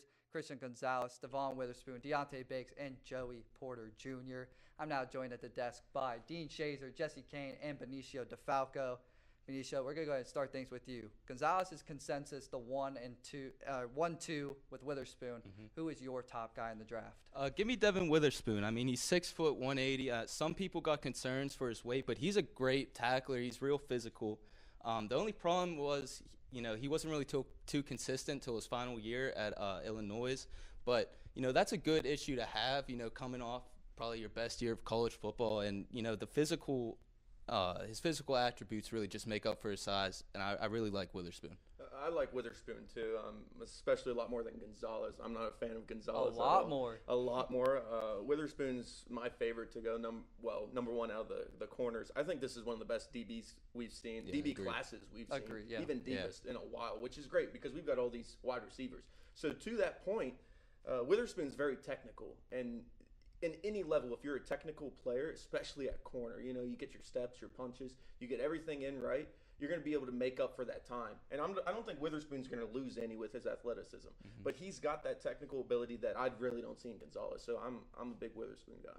Now you mentioned Gonzalez and Witherspoon as the top dogs in this class. I'm really not sure why. I really think it's Joey Peasy Porter Jr. He's definitely the most physical corner in the draft. At the line, he looks like the most confident. He's not jittery. Whereas Gonzalez at the line, bunny hops into transition into footwork. Peasy Porter, he comes up, he makes tackles. He's really good at stopping everything under 10 yards. He's good at stopping bubbles, as is Gonzalez, though. I'll give that to him. Joey is obviously probably 6'3" in cleats. He was 6'2" and a half at his combine day. He runs a 4.45, which is one of his weaknesses, is speed. But he does have a great deal of catch-up speed, which I'd like in corner. I'm going to jump in here, too, because I didn't know we could talk about Joey Porter Jr. yet. So I'm a little bit with you. Well, I'm right here. Let's go. With him, I agree. With him as in he's better than Gonzalez. I would put him over Gonzalez. Yeah, for sure. Wow.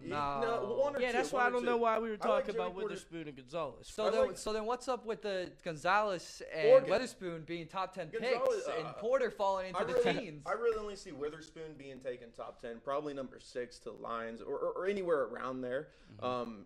I don't think Gonzalez is the guy. If Porter Jr. goes up there, I'm okay with it because he's got a 40% incompletion percentage, and he plays man 45% of the time. The zone is the only problem with him. I don't want to compare him to Revis at all, but Revis was so dominant in man coverage. It's very rare that you have a corner that dominant in man coverage, and Porter Jr. is definitely that guy. We talked about his speed. Sure, he might be lacking in that area, but I mean the stats show it: 40% incompletion percentage when he's covering someone, and man 45% of the time. So I like Porter Jr. a lot. I mean, I see the argument for Joey Porter Jr. I definitely do. I think those are easily your top 3 guys. There's no dispute. Yeah. Whatever order you put them in, I think could be correct. It's obviously depending on the scheme and who you just think physicality or fluidly wise with their movements. But Benicio, heading back over to you, we got to talk about our sleeper category. Who's a guy a little bit farther down the board that you think is going to be up there in talent-wise with these guys? I don't know how far he'll slip. I mean, there's even a shot this guy goes in the first round. Give me Cam Smith out of South Carolina. I mean, he's got great short area quickness. He plays the ball like a wide receiver. He's real athletic. Somebody I'd compare him to is Trayvon Diggs, just from an athletic and the way he plays the ball, very similar. But another thing, he's not afraid to come up and make a hit, which is great for the NFL. I mean, we see corners, more earlier. They were a little afraid to tackle, but Cam Smith, he's a guy, he's willing to come up and lay the boom. I'm going to bounce right off that because I like his teammate a little bit more than Cam Smith, Darius Rush. He's the definition of a sleeper, and he was actually rated the second best corner in the SEC, right below Emmanuel Forbes. And I think Forbes could be a sleeper. I think he's going to go a little bit earlier than what I would call a sleeper. But Darius Rush, and he ran the fastest GPS track time, so that's game time at the Senior Bowl. Sure, at Senior Bowl, sure, I've talked about, I really don't care about combine or speeds or anything. That he does give up some big plays, but I think he's definitely qualified for that sleeper build, and I think he'll be a great with the corner. right coaching, I think. Definitely. No, give me a guy from Mississippi State. I saw Rondé Barber talking about it a few weeks ago. Emmanuel Forbes. He has 14 college interceptions over his career. He had 6 in 2022, 2023. He had 39 tackles last year. And the guy is a freak athlete. He has length over Joey Porter, length-wise, not height-wise. And he also has that catchability and the ball hawk ability to give him great great size.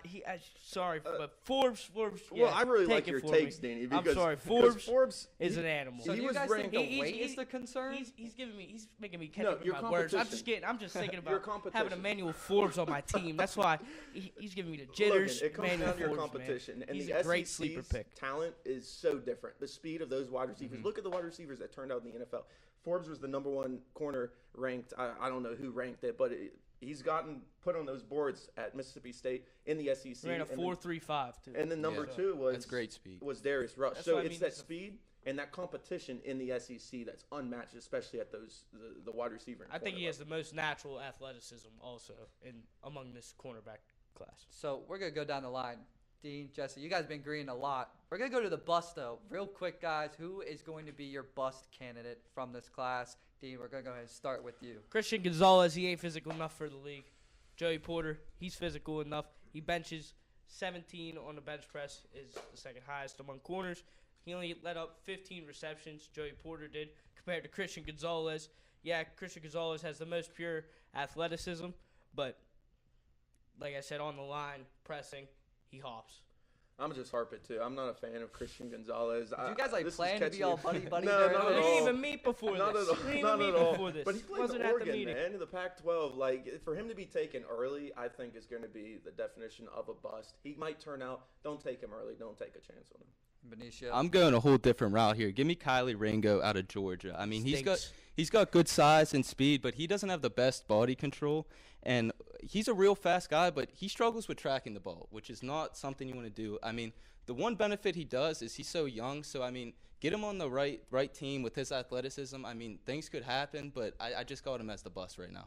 Well, gentlemen, thank you very much. And Benicio, you are a defensive back. Jesse, you are a safety. Dean, you're offensive lineman. from it. So I don't know how much I can trust your word on these DBs, but I will definitely favor with Jesse and Benicio on this one. We're going to turn from our cornerbacks and go a little bit deeper in the defensive side and head with our safeties, headlined by none other than Roll Tide, Brian Branch. Are you looking for a way to support your community and grow your skills in media and marketing? Do you love planning events and promoting worthwhile causes? You should consider being part of PRSSA. The Public Relations Student Society of America is a national organization with local chapters across the country, including our award-winning club here at Waynesburg. We'd love to meet you. Welcome back into the NFL Live Draft Special. I'm still your host, Logan Lepiscopo, and we're moving alongside from the cornerback group to a little bit deeper with the safeties. As I mentioned before, Brian Branch headlines it, but headline this panel, Spencer Fratteri, Joe Venzel, and Ryan Martin. Gentlemen, I said it once, said it twice, I'll say it again. Brian Branch is the headline of this safety group. And Ryan, I'm going to start with you. What kind of makes Brian Branch so far separated from the rest of the safety class? Yeah, well, he can play anywhere. He can play in the slot as a cornerback. I mean, that's the thing that they're discussing is whether he will play in the slot or safety, wherever you put him. But he's a physical guy. He only missed 4 tackles in his entire collegiate career, so that's also a plus. You get a hard-hitting safety that could make the secure tackles. He's also I obviously has the best defense back in this class. It's not really even close. I think he's going to be a star when he gets in the league too. Oh, I 100% agree with you, Ryan. I mean, 58 tackles, 2 interceptions in his career. And as you said, the slot guy, more specifically the nickel, is where they like to put him. And he's just a hard-hitting guy. 6 foot, 190, but can really lay the boom.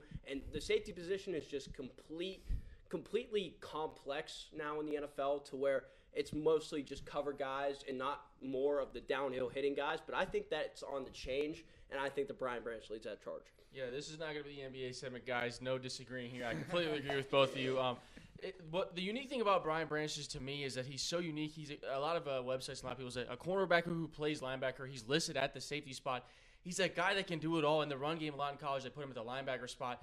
You have a safety who can play linebacker during the run and even during the pass. A guy who can do all that at the safety position, to me, is just so special. And I think we see that kind of a lot now, more teams looking for those guys. I mean, I talked to you earlier, Spencer, about it. Jamal Adams, Derwin James, Buda Baker. That's just a handful of guys that can both play deep in safety, play linebacker, and even blitz off the edge. But moving away from the star of the safety class, Ryan, who is the next best safety behind Brian Branch? I got Sidney Brown from Illinois, all right? Now, he had 6 interceptions and 7 pass defended in 2022. He's just a star. I can feel it. He's going to come in the league. And I mean, he was on the secondary with Devon Witherspoon too. So I feel like he can come into NFL and be pro ready and even maybe start day one. He's right behind Branch for me, and I got him at 2. I love that pick, Brian. I mean, Sidney Brown, I have him 4 on my list. 40 tackles, 6 interceptions, as you said. Fantastic player all around. But my number 2 is going to be Antonio Johnson from Texas A&M. 35 solo tackles, 3 forced fumbles, another big hit guy that I love, and he's also a ball hawk. Always breaking up passes. Watched him all year in A&M do what he does, and I think that he goes high in this draft. Yeah, I'm going to have to agree with Ryan on this one, guys. I love Sidney Brown, and what stands out the most are those interceptions. I love the 6 interceptions for 86 yards, and he returned 1 for a touchdown. We know Brian Branch is that number 1 guy, but let me tell you, Sidney Brown is not far behind. Again, Brian Branch is very good. He's the consistent number 1 for safeties, but Sidney Brown is not far behind. Yeah, I mean, you've got Brian Branch all the way up here, and then you got the rest of the group kind of down here, all jumbled up in the middle. I agree, truthfully. I think that Sidney Brown is the next best. He tested incredibly well at the combine. He's fast. He can jump. I mean, he's got the metrics to be able to go up and get it. But Antonio Johnson, Joe, he's another interesting one. A lot of websites have him as the number 2. But moving away from the side of those guys, do you guys have any sleeper safeties that you could see coming up in the later rounds? Ryan, go right back down to you. I could go Jason Taylor the second, right? He's also got 6 interceptions in 2022. I love the production of safeties, and that's really what I look forward to. I know the competition isn't all the same in college football. You got people playing Georgia and other teams playing some bum team, and that doesn't really have a good offense at all. But when you look at the stats and stuff, you just can't ignore it. He's got 6 interceptions. I think that he could be a good late-round pick. Absolutely, Brian. And, you know, I love the pick. I do, but I got my guy, Daniel Scott, out of University of California. 57 solo tackles on the year, 2 forced fumbles, 3 interceptions, 6-year senior. I mean, I have it right here on my notes. He's a locker room guy. And I talked about the safety position being as complex as it is. This guy plays the position to the T. And I think that teams are sleeping on him. He's down on the boards, and he's my sleeper pick in this draft. You just can't avoid the blue and gold, can you, Joe? Hey, man. It You is just what can't. it is. You already shouted it out, man. I'm surprised that I'm not saying a Michigan player right now, to be honest. I am too. But Spencer, who's your sleeper pick? Ian and I are gonna be happy with Joe, and shout out Tyler Zeman and I do not agree on much, but my sleeper Ronnie Hickman out of OSU. He was real special this year. Just give it a chance. I know, give it a chance. I'm a big OSU guy. 39 tackles this season. He's so aggressive coming downhill, and that's the only reason I really like him. You don't really see too many safeties like him that just come down the hill. They're aggressive. They don't stop. As a sleeper pick, he's going to be late, but if in terms of sleeper, I love Ronnie Hickman's game. Yeah, I mean, when you talk about a sleeper position, you want a guy that's going to be 5th, 6th, 7th round. We've seen a ton of guys come off the board that late and be able to turn into stars. But thank you very much, gentlemen, for joining me on the safety segment. Unfortunately, that's all the time we have to talk about Brian Branch and all those other guys in between. But when we come back, we're going to head over to the Diamond and discuss the prospects coming in to the 2023 MLB Draft. Have you heard what's in the Buell building for comm majors here at Waynesburg University? Well, I'm about to tell you about it. You got anything and everything you need up here. We got computer labs where you can work on videos and projects anytime you need them. Also, we have one of the best studios and control rooms in the nation. It's got a panel and camera so you can get all the shots you need. And the control room has a huge monitor and switcher to make sure everything runs smoothly behind the scenes. Finally, the radio on the 3rd floor is a great way to get comfortable on the air. Maybe you could bring a friend along, or even start your own radio show. Come check it out. Someone's always up here. Welcome back into the live draft special. Obviously, the background wasn't able to change, but we are talking about the MLB draft here. Guys, there's one guy at the top of the list that typically stands out, and that is Dylan Cruz from LSU. Meg, Joe, Haley.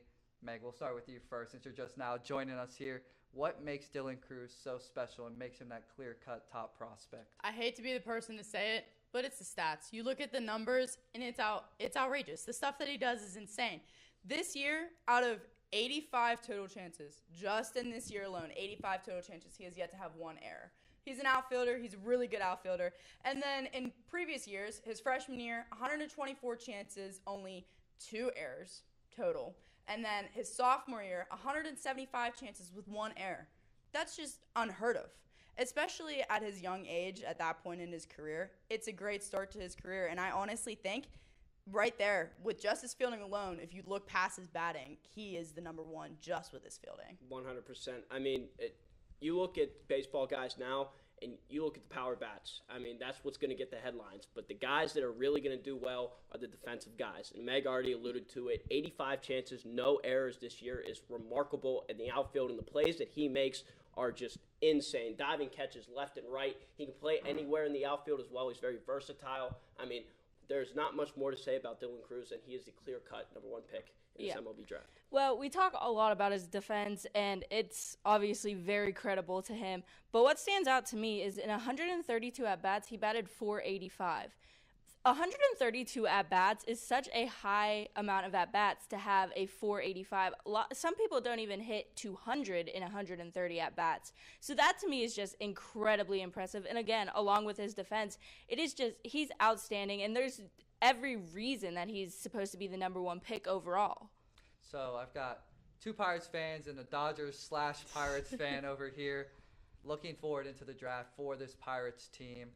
Who should be the pick for the Pirates when it comes to this time of the draft? Who should definitely be on the Pirates roster for next season or even this season later on? Who should be the pick? Dylan Cruz. Naturally. I mean, come on. We just hyped him up. We talked about how he's obviously the number one choice. He is the obvious choice of why he should be there. But I'm going to have to go with Paul Skeens. Yeah, he's an underdog. He's not high ranked on the draft list. He's only 4th. But still being 4th on the draft list as a junior, that's pretty good. And he's just a really good pitcher. He transferred out of Army to go to LSU. It's his first year at LSU. And on top of being a great pitcher, he is a really good hitter as well. His ERA this season, and not even being at the halfway point in LSU season, is 197. So right there, that just shows that he's gotten a lot better in his transfer years. And on top of that, the Pirates need a better solid, and I mean developmental pitching rotation. Yeah, thank you, Joe. Yeah. They need that better pitching rotation. They need somebody that they can rely on and someone that they can help grow with the team and help the organization just be more stable when it comes to pitching, because in my opinion, I think that's the Pirates' downfall is their pitching. It's just not there. And can't agree with you more. I mean, we've been blessed this season, to say the least, as for Pirates fans. But, I mean, as of recent years, we have been the number one overall pick. And this year, we are being blessed once again with another number one overall pick, and that's got to be Dylan Cruz. They took Tamar Johnson last year when no one even thought about him being the number one overall prospect in the early seasons of college baseball. Then the season went on, and this is their clear-cut guy. And Dylan Cruz is the same exact way, and if they fumble it, that's on them, man. I can't do much anymore. I honestly wouldn't be shocked if they fumbled it. I mean, it's the Pirates. Yeah, it's the Pirates. And that's one thing, though. They have messed up a couple of times with some of their trades and whatnot, but I feel like they've been pretty solid with the draft picks. And this one is literally painting the most perfect picture right there. First overall, take Dylan Cruz, because I know, a lot of people have mentioned that Brian Reynolds with his extension, you don't really need an outfielder, but there's different paces to the game. Dylan Cruz may be here in 2031 when Brian Reynolds reaches his team contract. Who knows? So I think if the Pirates fumble this, it'll be really hard for me to come back to watch, honestly. So obviously we talked about the top two guys who the Pirates should select, and the obvious Dylan Cruz, but who is somebody perhaps farther down the draft board that you may think could end up being a star in the MLB? Go ahead, take this one. Oh, please. I'd like to say that I know ball. Oh, Lord. Here we go. If you know ball, college baseball that is, you know that you have your powerhouses, Tennessee, Louisiana State, the usual suspects. If you know ball, you know that Wake Forest baseball is the truth. And my man, Justin Johnson, as the power-hitting infielder, 40 games, 50 hits, and 10 home runs. Now, he's not on anybody's draft board, but he's on mine, and I'm saying if the MLB lets this guy slip, again, that's on them. Hot take. That's on them. Hot take. Do you have your sleeper pick here? I don't necessarily have a sleeper. I definitely think, like I said, that Paul Skeens is a sleeper just because, like, yes, he's up there, but he's not, like, consistently good yet. So although he would bring a lot of help to multiple MLB teams, I don't think he's at that consistent rate to that he would go in the first round like they're predicting that he will. But I don't know about Wake Forest. I don't know. I'm going to really have to disagree with you there. Come on. I know ball. I know ball. Haley, Joey. you were nodding your head over there when Joe said about Wake Forest. Is that your sleeper pick as well? Actually, it's not, but I have him on my radar. I like Walker Jenkins. He's a high school kid, so obviously he's an outfielder, and he's been masked behind Wyatt Langford, obviously, who is coming out of college. So I think he's hitting .519, and he does have numerous at-bats, kind of like alongside Dylan Cruz. So I think he's not off the draft, like out of the top 10. He's at 7, but I definitely think obviously taking a high schooler is, risky, but that's just more time in development, and I think honestly he's probably my sleeper pick. Well, ladies and gentlemen, thank you very much for your time here covering the MLB draft. And when we come back, very unfortunately, we will be at our last segment here for the Plead Your Case live draft special. Joe Vinzel will be staying on the stage with me, but joining him will be Jeremiah Miller and Carter Newcomb for one final ride.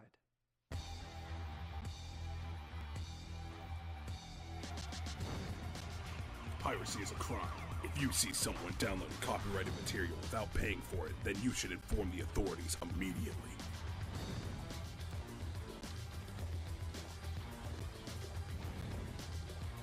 If you download any copyrighted material from the internet without paying for it, then you should go to jail.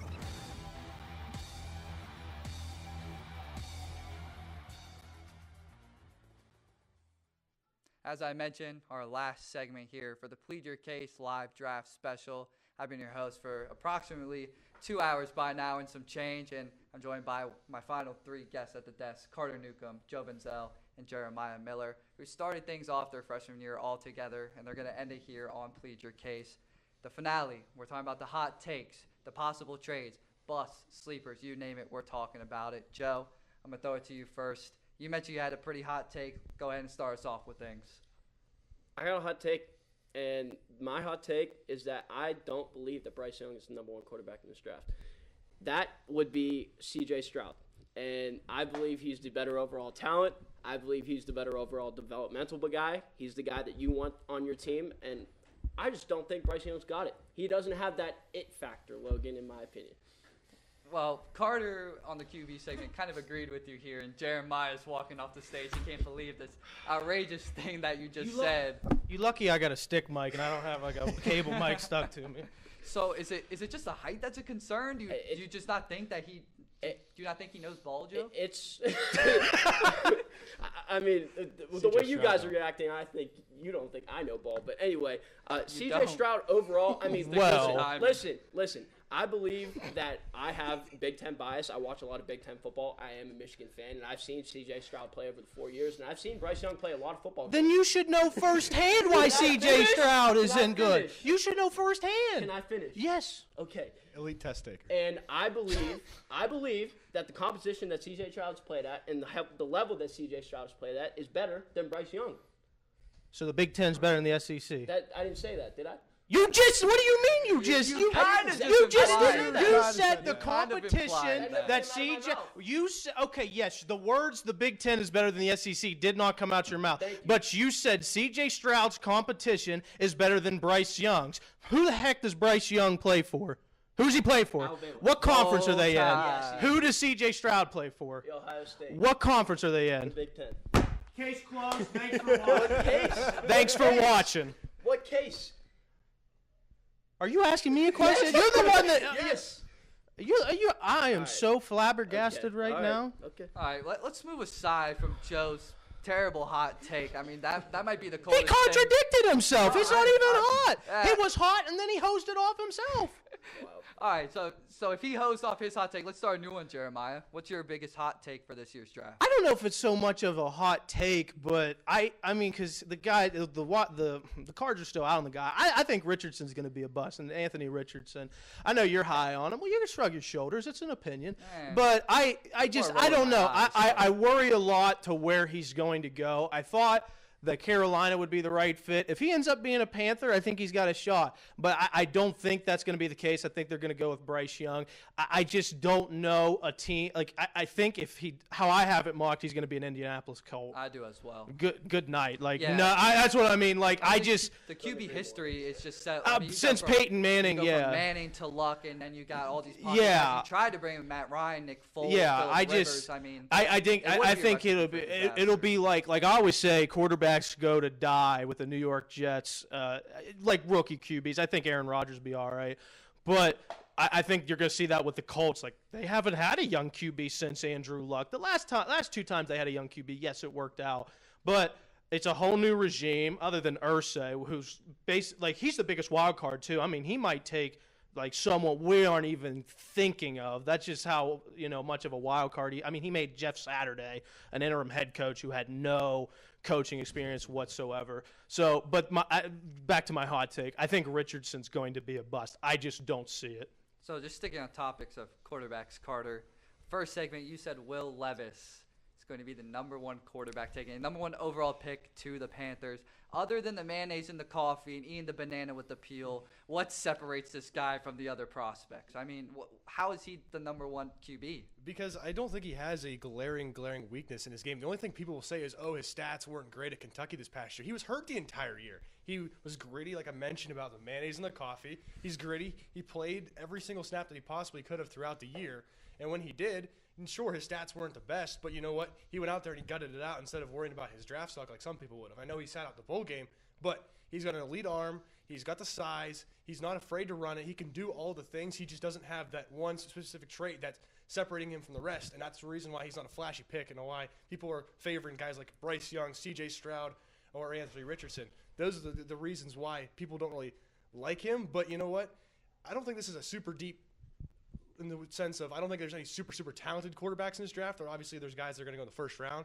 But I think overall, out of the four that are probably going to be taken in the top 15, maybe top first round, I think he's going to be the best out of those four. I mean, when you really break things down, I think some teams may be best case scenario. Take a quarterback next year. We have huge headliners in Caleb Williams, Drake May. Yeah, but they said that about the class last year. Don't take Pickett, don't take Willis, wait on Young, Stroud, all these guys. So, listen, on paper, Drake May and Caleb Williams, I think, are future stars in this game. On paper, I'm fine with that. But, look, come on. We said that last year, and now people are saying the same thing. We got to get our facts straight. And while I'm on the topic, all you need to know about Will Levis, Duke couldn't beat Sean Clifford out at Penn State. I'm a Penn State fan. Sean Clifford's a bum. No, because, listen, I have got grilled all week. People saying, Joe Burrow couldn't beat out Dwayne Haskins. Okay, Joe Burrow went on to have the greatest season in college football history for a quarterback. No, let me finish, Joe. You ain't got no room to talk right now. Jalen Hurts couldn't beat out Tua. Jalen Hurts goes to Oklahoma, runner up for the Heisman. What has Will Levis done since he left Penn State? Kentucky, yes, first year had a 10-win season. Congratulations on all your success. Since then, what has he done? The intangibles, I agree, he's there. What has he shown you that makes him the best quarterback? I think overall he's got the most well-rounded game, and I think he has the lowest floor, not the lowest floor, the highest floor out of every single quarterback in this top round. I'm not saying, look, a guy like Anthony Richardson could definitely go on to be way better, way higher ceiling, in my opinion. Could be a boomer bust guy. But I'm thinking, the way that I look at it, a lot of these guys, I don't necessarily sit here and say, these guys are going to be a sure thing. I know what I'm going to get with Will Levis. I know what I'm going to get. I'm going to give a guy. That's just where I'll just say I disagree. I just don't see I don't see that. I see that more in Young. I see what you're going to – I think what you see in Young's what you're going to get. I think the main thing when you look at Will Levis, and a lot of people aren't so high on him, is because, number one, he played at Kentucky. But number two, he had no weapons there. He had no O-liner. He was getting sacked basically every single play on every drive. He had no time in the pocket. And, sophomore year, he had Wan'Dale Robinson there. He had a pretty good season. The numbers definitely fell. So Will Levis, it's not necessarily that I dislike him, but he's definitely still my number 4 quarterback Moving along from the QBs, though, we already had that segment. As we get ready to round things out here, do you guys have any trades that you think we could potentially see night one of the NFL draft?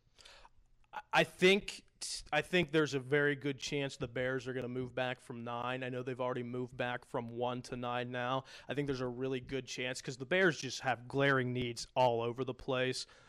So I think you can see them being in a situation where they can move back with a team. You've heard a lot of smoke so far about Pittsburgh to 17. I think that's still a good position for the Bears to get whomever they covet. I mean, they'll probably be like how the Steelers we kind of talked about earlier, Logan, with Professor Krause, kind of take best available guy. I think the Bears should really set up their board best available because they just need positions everywhere. So I'll say my prediction, I think the Bears will trade back. I don't know with who. I'll just go out and say I think the Bears will trade back from number 9. See, it's kind of tough with this one as well because the Panthers did make the big move to jump up to that one. I mean, that's the blockbuster trade of this offseason so far. So it's kind of hard to tell how the rest of the draft falls because Carolina does know who they want. And, I mean, I don't think there's much movement, but I do like your Steelers moving up or the Bears and that aspect of things. But, I mean, with Carolina being that number 1, I don't think much movement down the draft. What do you think about the Buccaneers moving up? Because they're a team that needs a quarterback, and we'll say one of those top 4 fall out of the first 8 picks or so, and they comes to 9 at Chicago, and they want to, take a guy instead of, a team like, I mean, I'm not going to say the Titans are not going to take another quarterback, but they don't really have a surefire bet right there right now, or even a team like Green Bay who's right now at 13. I mean, the Buccaneers could be a team that could jump up, I think, and possibly steal a quarterback if one of them falls out. Yeah, I could definitely see that. I'm not going to say Stroud. I don't think he makes it out of top 5, but I could see them maybe taking a chance on a Levis, excuse me. If he falls back, I can definitely see that. Or if Richardson falls, we don't know. I don't think he will, but I mean, I could see a guy like him falling just because like there is so like what you can get and like you want to think you can be able to develop that guy, but there's just so many more questions than you have answers. I could see him falling. Teams maybe not wanting to take that chance on him. Well, gentlemen, that brings us to the end of our live draft show. Obviously, you all are. Well, Joe, you'll be coming back one last semester. But for Jeremiah and Carter, you guys have any final things to say as this will be your last time here, not only to plead your case, but on WCTV? Don't make me cry, Joe. No, hey, it's been an awesome ride. I love you guys. You two will be next to me on my wedding, Logan. Before we talk about ours, shout out Logan hosting this whole thing and producing it. Seriously, Logan, great job. This is a big deal here. Tradition continues, and you absolutely hit it out of the park. So congrats to you. Thank you. Carter, anything else? It's been a pleasure to be a part of PYC over the last couple of years and just everything with WCTV and Woosin as a whole, and it's been a great time, and I'm glad that this is the place where we're able to express our last little bit of knowledge, at least we like to think so, about sports. I mean, 2 of these guys up here are going to be on next to me at my wedding day as well as I am with Jeremiah. I mean, couldn't have asked for a better family up here at WCTV. Plead Your Case was one of the first shows that I was on. Jeremiah Miller with the freshman show, Caleb Yager, Brock Owens, of that respective. So, I mean, my time here has been wild, and, we got one more. But, I'm glad to have these guys as my friends and glad to keep moving. Joe's got one more in him. But we're done here. We're done here on the live draft special. Thank you to everybody that joined me up here on the desk. And thank you to everybody behind the scenes, Micah Leith, Will Wilson, Rebecca Vaughn, and anybody else that helped out, our camera ops, Andrew Price, and anyone else that helped hop in. That is it for the live draft special for the 2023 NFL Draft. Thank you for watching.